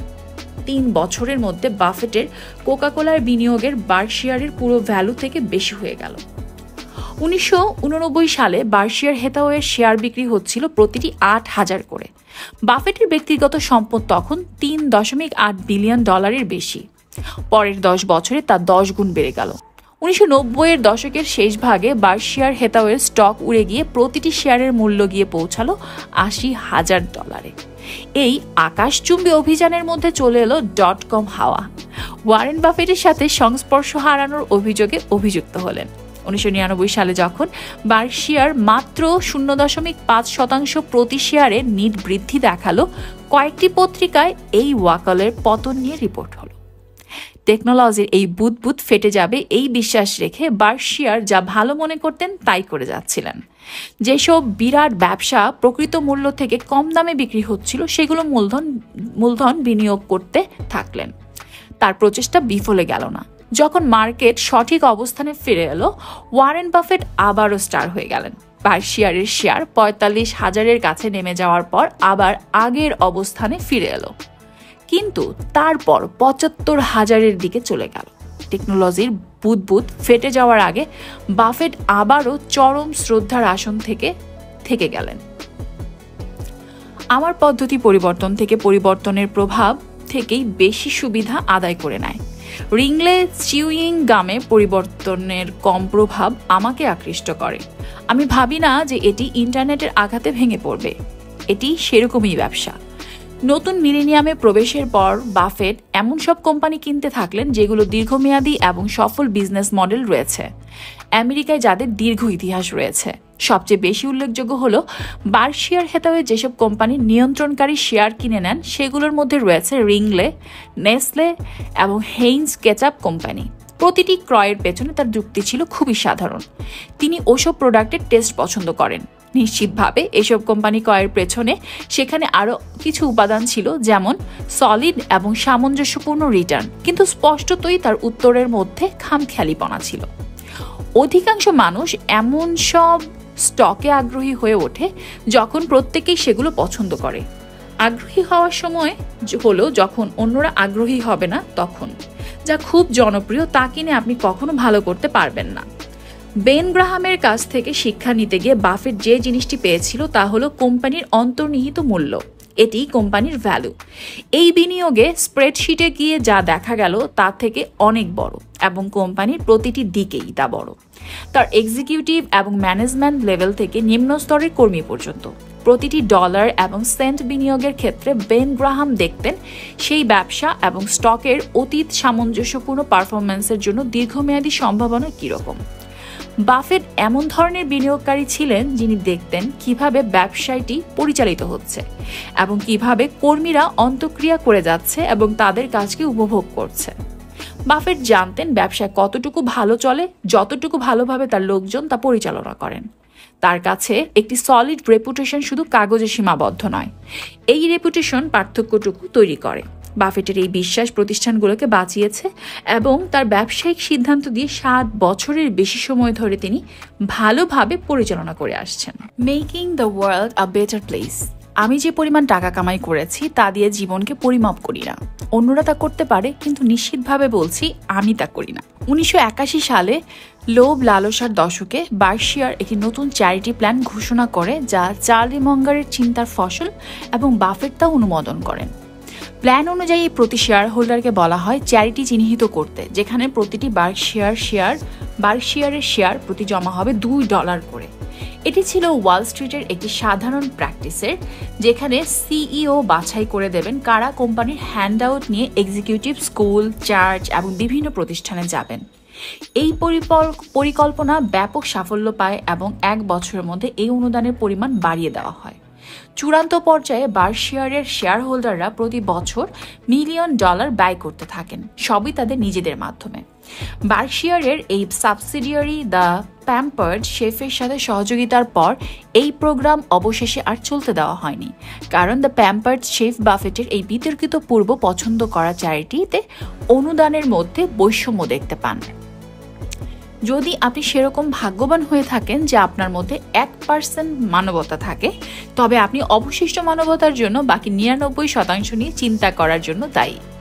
2006 সালে বাফেট তার বিরাট সম্পদকে বিল অ্যান্ড মেলিন্ডা গেটস ফাউন্ডেশনে দান করার প্রতিশ্রুতি দেন, যা ফলশ্রুতিতে দানের প্রতিশ্রুতিতে স্ফুলিঙ্গ জ্বালিয়ে তোলে। বাফেট ও গেটস এর এই ফাউন্ডেশন সবচেয়ে ধনী 1% আমেরিকানদের সংগ্রহ করে, যারা তাদের মৃত্যুর পর কমপক্ষে তাদের অর্ধেক ব্যক্তিগত সম্পদ প্রদানের প্রতিশ্রুতি দেন। বাফেটের ক্ষেত্রে যা সবচেয়ে বিস্ময়কর ছিল তা হলো বিশ্বের সবচেয়ে বড় ধনী ব্যক্তিদের অন্যতম হওয়ার পরও তিনি খুব দয়ালু এক ব্যক্তি।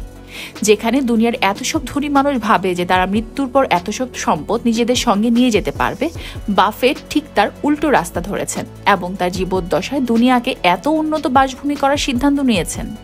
প্রতিদিন তিনি তার সহকর্মীদের সামনে দৃষ্টান্ত স্থাপন করতে চেষ্টা করে যাচ্ছেন এবং তিনি তা গত 30 বছর ধরে থেকেই করে যাচ্ছেন।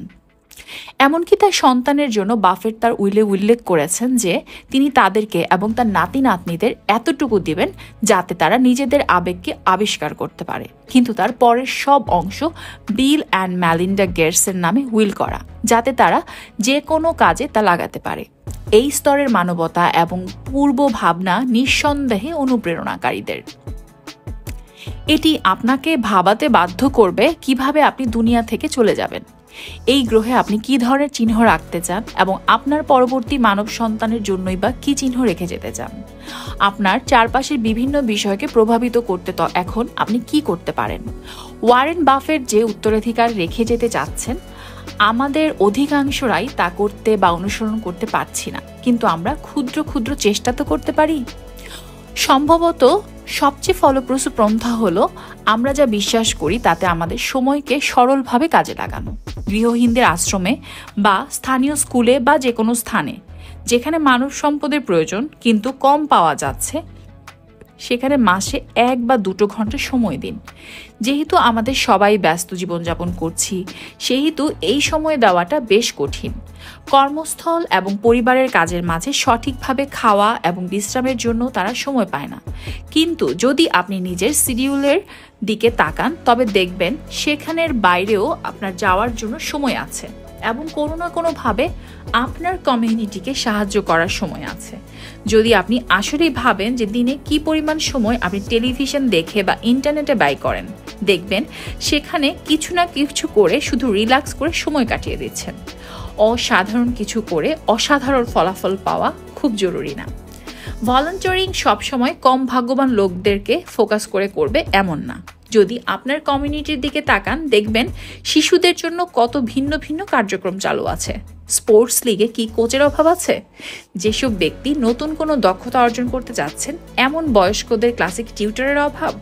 এসব কিছু কাজ রয়েছে যেখানে আপনার কিছু সময় দান করা দরকার। আপনার এসব প্রচেষ্টায় বিশ্বে আসলেই পরিবর্তন আসবে না।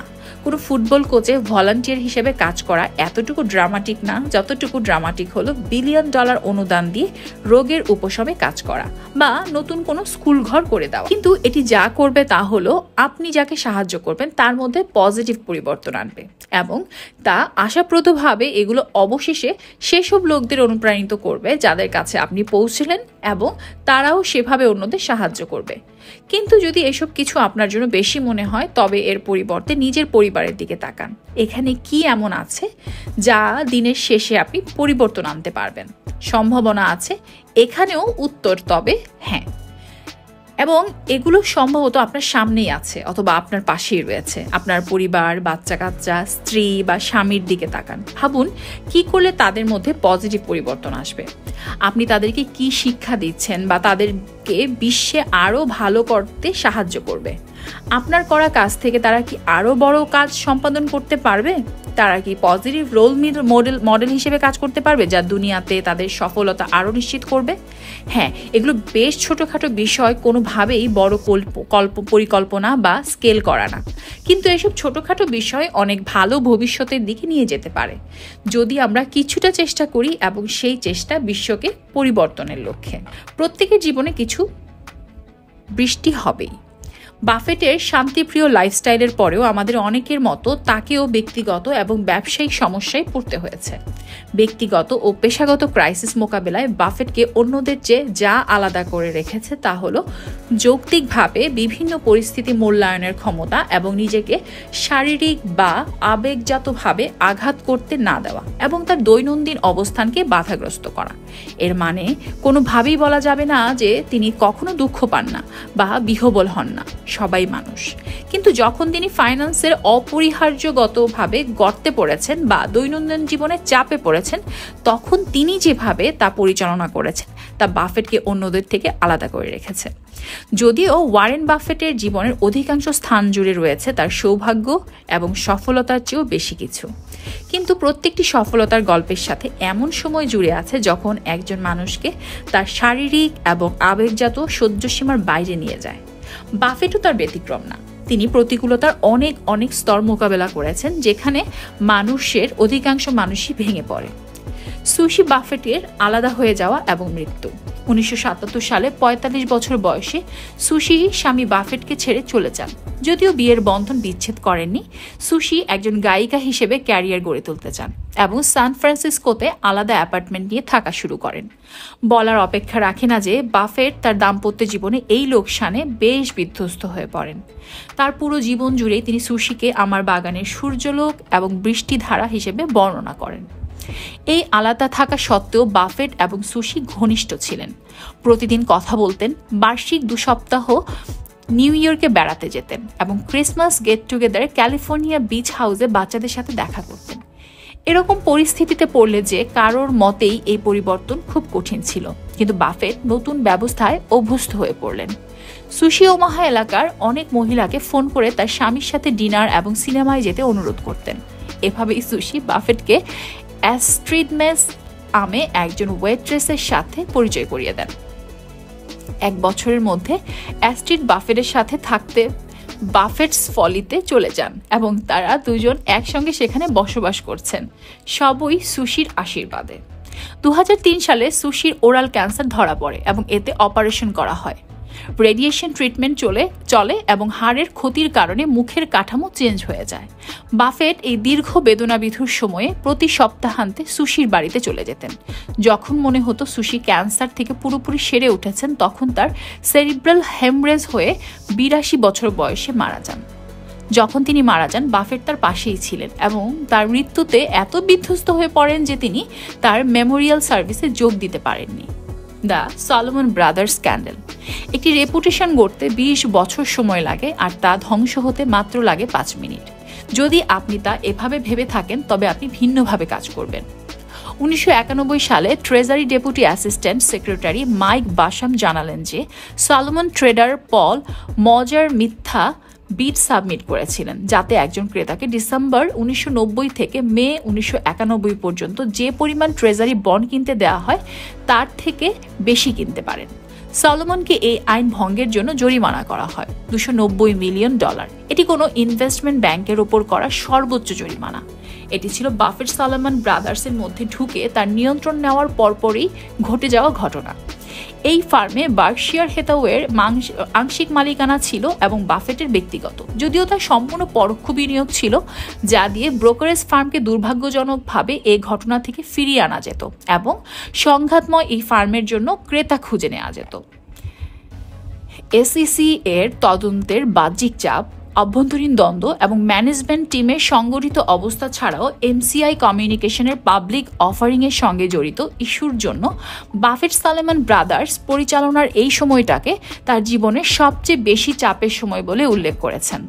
1 বছরের মধ্যে বাফেট এই সংঘাতময় প্রতিষ্ঠানের জন্য একজন ক্রেতা খুঁজে পেলেন। ট্রাভেলার্স গ্রুপ ছিল সলোমনের একজন ক্রেতা এবং সলোমন ব্রাদার্সের সিইওকে আগস্ট 1991-তে বের করে দেওয়া হয়।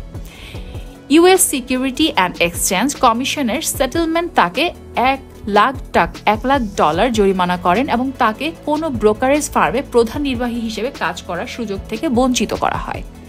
এই স্ক্যান্ডাল 1993 সালের ওয়াল স্ট্রিট নাইটমেয়ার বুকে লিপিবদ্ধ করা হয়। এই ইকুইজিশনের পর প্যারেন্ট কোম্পানি ট্রাভেলার্স গ্রুপ, যা পরে সিটি গ্রুপ হয়, অগ্রাধিকার দেওয়া ধীর এবং অধিক স্থায়ী প্রবৃত্তির পরিবর্তে প্রপার্টি ট্রেডিং থেকে গঠিত মুনাফা ও লোকসানের ওঠানামার সাথে কালচারালি প্রতিকূলে ছিল তা প্রমাণিত হয়। সলোমন $100 মিলিয়ন লোকসানের বোঝা বহন করে যাচ্ছিল যখন ভুলভাবে ব্রিটিশ টেলিকমের সাথে এমসিআই কমিউনিকেশনের মার্জারের জন্য পজিশন করা হয়, যা কখনো সংগঠিত হয়নি। ফলে অধিকাংশ প্রপ্রিটারি ট্রেডিং বিজনেস বাতিল করা হয়। সম্মিলিত ইনভেস্টমেন্ট ব্যাংকিং অপারেশন, যা সলোমন স্মিথ বার্নিং মাকে পরিচিত ছিল, তা পুনঃসংগঠনের জন্য সিটি গ্রুপ গ্লোবাল মার্কেট ইস্ক নামে পরিচিত হয়। জেনরি অ্যান্ড এআইজি। অক্টোবর 2000 কিছু ওয়াল স্ট্রিট বিশ্লেষক এবং এসইসি তদন্তকারী আমেরিকান ইন্টারন্যাশনাল গ্রুপ রিজার্ভের কমে যাওয়া নিয়ে প্রশ্ন তোলেন। এ অভিযোগের নিষ্পত্তির জন্য এআইজি 2টো মেকে রি ইন্স্যুরেন্স লেনদেন করে। কলগনি রি ডাবলিন জেনারেল রি ইন্স্যুরেন্সের একটি সাবসিডিয়ারি এর সাথে চুক্তি করে যায়, যার অর্থনৈতিক উপাদান ছিল না, কিন্তু তা 2000 সালের চতুর্থ কোয়ার্টারে এবং 2001 সালের প্রথম কোয়ার্টারে এআইজি এর ব্যালেন্স শিটে $500 মিলিয়নের মিথ্যা লোকসান দেখানোর পরিকল্পনা করে। 2008 সালে New York attorney general Eliot Spitzer 2টো রি ইন্স্যুরেন্সের লেনদেন তদন্ত শুরু করেন।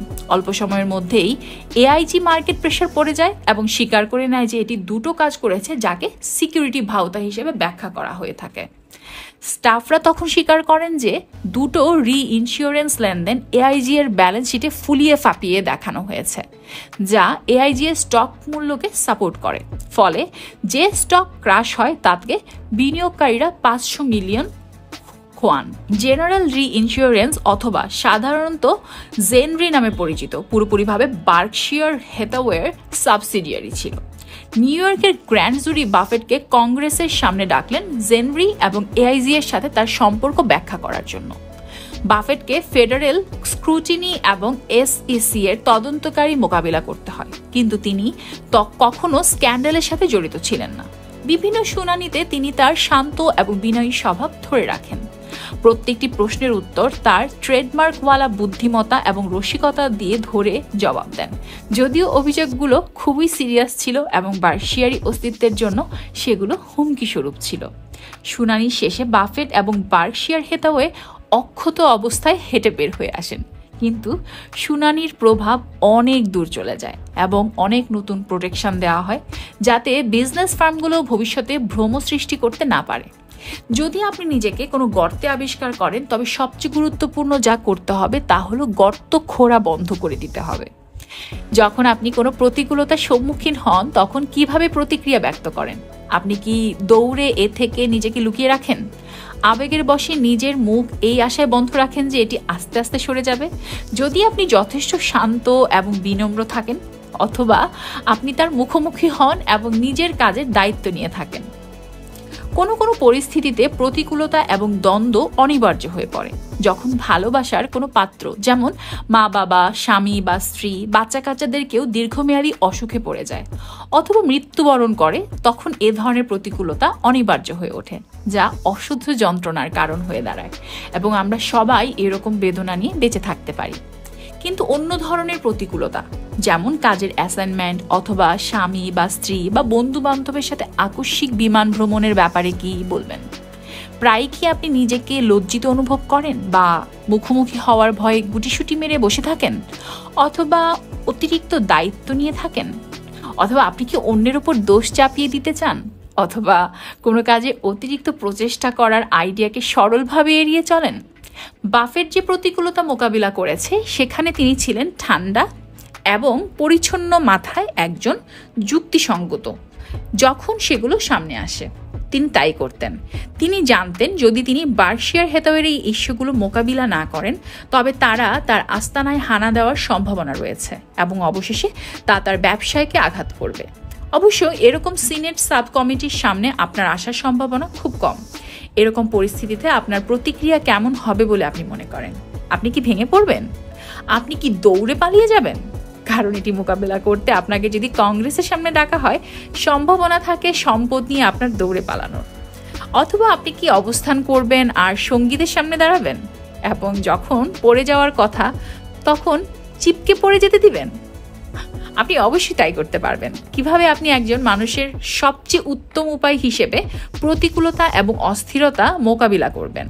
আপনার মধ্যে সবচেয়ে ভালো যিনি আপনাদের মধ্যে, তিনি যে কোনো চ্যালেঞ্জ বা পজিটিভ বা নেগেটিভ হোক না কেন, মোকাবিলায় উঠে দাঁড়াবেন এবং খারাপ ব্যাপারগুলো সহজেই পেছনে পড়ে যাবে এবং কোনোভাবেই কখনো কোনো প্রভাব ফেলতে পারবে না। আমি প্রায় প্রতিদিন বসে থেকে ভেবে ভেবে সময় কাটানোর প্রতি জোর দিই। আমেরিকান ব্যবসাতে এটি সাধারণ ঘটনা ঘটে না। আমি পড়ি এবং ভাবি, এতে আমি আরও বেশি পড়তে থাকি এবং ভাবতে থাকি, এবং অধিকাংশ মানুষ যেভাবে খামখেয়ালিতে ভরা সিদ্ধান্ত নিয়ে থাকে, আমি এরকম সিদ্ধান্ত খুব কমই নিয়ে থাকি। আমি ব্যবসা করি কিন্তু কারণ আমার এরকম জীবন পছন্দ করি। যে কোনো প্রতিকূলতা বা ব্যক্তিগত ইস্যু থাকুক না কেন, কাজে সর্বশক্তি প্রয়োগ করার ব্যাপারে কি কি বিষয় বাফেটকে অন্যদের থেকে আলাদা রেখেছে? বাফেটের ক্ষেত্রে এই কাজটি ছিল তার শান্তি, তার পালিয়ে থাকা। যেখানে আমাদের অধিকাংশরা পলায়ন করে এবং দৌড়ায়, বাফেট তার চ্যালেঞ্জের মুখোমুখি হয়ে সামলে নিয়েছেন। সবসময় দেখা গেছে তার সোজাসুজি পদ্ধতি ব্যবসায় এবং জীবনে মুনাফা ডেকে এনেছে। 2008-এ যখন হাউজিং ক্রাশ হয় এবং মহামন্দা দেখা দেয় ব্যবসায়, বাফেট এবং বার্কশায়ার হেথাওয়ের অধিকাংশ ইনভেস্টমেন্ট ফার্ম এবং কোম্পানির মতোই একই ধরনের বিশৃঙ্খলা সামাল দিতে হয়েছে। যদিও বার্কশায়ার হেথাওয়ের পোর্টফোলিওতে সুষ্ঠু এবং প্রমাণিত ইনভেস্টমেন্টের সুযোগ থাকাতে রিয়েল এস্টেট এবং হোল্ডিং কোম্পানিতে এবং মর্টগেজ ফিউচারে কোনো আগ্রহ না থাকাতে বার্কশায়ার এবং বাফেট মহামন্দা থেকে সম্পূর্ণ অক্ষত অবস্থায় বের হয়ে ওঠে। অবশ্যই অন্য স্টক এবং স্টক পোর্টফোলিওর মতো বার্কশায়ারে অবমূল্যায়ন হয়েছিল। কিন্তু বাফেটের দীর্ঘ জীবন এবং ক্যারিয়ারে মূলধনের লোকসান ক্ষুদ্র ব্যাপার এবং তিনি এটিকে স্টক মার্কেটের সিজোফ্রেনিক ওঠানামার দীর্ঘ ইতিহাসের একটি ওঠানামা হিসেবে দেখতেন। ফেব্রুয়ারি 15, 2015-তে ওয়ারেন বাফেটকে মেডেল অফ ফ্রিডম সর্বোচ্চ নাগরিক পুরস্কার প্রদান করেন বারাক ওবামা। বাফেট 2008 সালের ওবামার ইলেকশন ক্যাম্পেইনে একজন বড় সমর্থক ছিলেন। 82 বছর বয়সে বাফেট এখন সবচেয়ে বেশি সময় দিয়ে থাকেন বিল গেটসের চ্যারিটি প্রোগ্রামে এবং বিভিন্ন কলেজ ও কর্পোরেশনে বক্তৃতা দেওয়ার প্রোগ্রামে। তিনি এখনও বার্কশায়ার হ্যাথাওয়ের ইনভেস্টমেন্ট মিটিংয়ে সভাপতিত্ব করে থাকেন এবং অন্যদেরকে আইকনিক হোল্ডিং কোম্পানির দৈনন্দিন অপারেশন পাইলট করতে সুযোগ দিয়ে থাকেন। ওয়ারেন বাফেটের জীবন কি শিক্ষা দেয়? অন্য কিছুর থেকে বেশি আবেগময় জীবন ও ঘোরের জীবন, এবং এই দুটো পাশাপাশি চলতে থাকে। যখন আপনি আবেগ এবং ঘোরের জীবনযাপন করতে থাকবেন তখন এখানে কোনো সীমা নেই। এখানে কোন সময়ের ঘন্টা বা টাইম কোনো ছুটি ছাটা নেই। কাজ করানোর জন্য ঘাড়ের ওপর বসদের কোনো শ্বাস ফেলা নেই, কারণ ঘোরের মধ্যে কোনো বস নেই। এখানে শুধু আছেন আপনি। এখানে আছে শুধু আপনার ঘোর, এবং দিনের পর দিন সঠিকভাবে কাজ করার জন্য এটির ওপর কাজ করে যাচ্ছেন এবং এটিকে সম্পূর্ণ নিজের করে নিয়েছেন। এই ধরনের আবেগ এবং মোহ রাতারাতি হয়ে ওঠে না। হ্যাঁ, কিছু লোক যেমন বাফেট, পিকাসো, আইনস্টাইন যারা মনে হয় কি করতে চায় এবং কিভাবে তা করবেন তা পরিষ্কার আইডিয়া নিয়ে জন্মেছেন তারা। কিন্তু অধিকাংশ মানুষের জন্য আবেগ জেগে উঠতে এবং বাছাই করা পন্থা ঠিক করতে সময় নেয়। যদি এখানে আপনি হয়ে থাকেন, যদি আপনি নিজের আবেগ খুঁজে পেয়ে থাকেন, আপনাকে যে জিনিসটি প্রতিদিন ঘুম থেকে জাম্প দিয়ে তুলে দেবে, যা শুরু করার জন্য উৎসুক হয়ে ওঠেন এবং যখন তা থেমে যায় তখন হতাশ হয়ে ওঠেন, কারণ আপনার মনে হয় যে অনেক কিছু করার বাকি আছে। নিজেকে ভাগ্যবান মনে করে নিজের ওপরই নির্ভর করুন, কারণ আপনি সত্যিকারের দুষ্প্রাপ্য একজন। রাস্তায় বিভিন্ন ব্লক এবং সীমাবদ্ধতার জন্য যদিও আবেগের জীবনযাপন কোনো সময় বোঝা মনে হয়, কিন্তু যদি আপনি নিজের প্রতি এবং নিজের আবেগের প্রতি বিশ্বস্ত থাকেন, অবশেষে দেখবেন আপনি যা করতে চান তা করে ফেলেছেন। যদি আপনার দৃঢ় প্রতিজ্ঞ থাকেন এবং আপনার ভবিষ্যৎ এবং ক্যারিয়ারের ব্যাপারে বিশ্বস্ত থাকেন। আপনারা যারা এখনও আবিষ্কার করতে পারেনি কোন জিনিসটি আপনাকে ড্রাইভ দিচ্ছে, হাল ছেড়ে দেবেন না। দেখতে থাকা, উৎসুক থাকা এবং ফোকাস থাকা বন্ধ করবেন না। পড়ুন, নিজেকে সময় দিন যাতে বসতে পারেন। ভাবুন, জীবনের অভিজ্ঞতা নিয়ে থাকুন, শিক্ষা গ্রহণ করতে থাকুন, তা সে ক্লাসরুমে হোক অথবা অভিজ্ঞতার ক্লাসরুমে হোক। যদি আপনি উৎসুক হয়ে থাকেন তবে অবশেষে নিজের আবেগ আবিষ্কার করার একটি ভালো সুযোগ পাবেন। কিন্তু কোনো কারণে যদি যা করা নাড়ছে তার উপর হুমড়ি খেয়ে না পড়ে থাকেন, হতাশ হবেন না। মাঝে মাঝে আবেগ আসে শুধুমাত্র প্রচেষ্টা থেকে। আপনার কাজে শক্তি নিয়োগ করুন। একজন স্বামী বা স্ত্রী, একজন প্যারেন্টস হিসেবে প্রচেষ্টা চালান। আপনার শখ এবং আগ্রহের ব্যাপারে প্রচেষ্টা চালিয়ে যান। পয়েন্ট হলো অবিরাম চেষ্টা চালিয়ে যেতে হবে এবং একজন উত্তম মানুষ হিসেবে যে গভীরভাবে যত্ন নেয় এবং যে নিজের পরিবার, বন্ধু বান্ধব, কাজ ও জীবনের ব্যাপারে প্রচণ্ড আবেগময়, এবং আপনি অবশেষে সব লক্ষ্য অর্জন করে ফেলেন, তা সে যে লক্ষ্যই হোক না কেন। এটি করতে গিয়ে প্রতিটি মুহূর্তে এমনভাবে বাঁচতে হবে যেন আপনার জীবনের শেষ মুহূর্ত। আপনি বেঁচে থাকবেন ওয়ারেন বাফেটের মতো। আমি জানি আপনি ডজন ডজন বই থেকে এই বইটি তুলে নিয়েছেন আমার সম্পর্কে জানার জন্য, এবং আমি তা অ্যাপ্রিসিয়েট করি। একটি ছোট্ট অনুরোধ, যদি আপনি মনে করেন বইটি শেয়ার করার জন্য উপযুক্ত, তাহলে আপনি এই বইটি সবার সাথে শেয়ার করবেন। এর সুন্দর তথ্যগুলো সবার সাথে শেয়ার করবেন। সুস্থ থাকুন, ভালো থাকুন। ধন্যবাদ।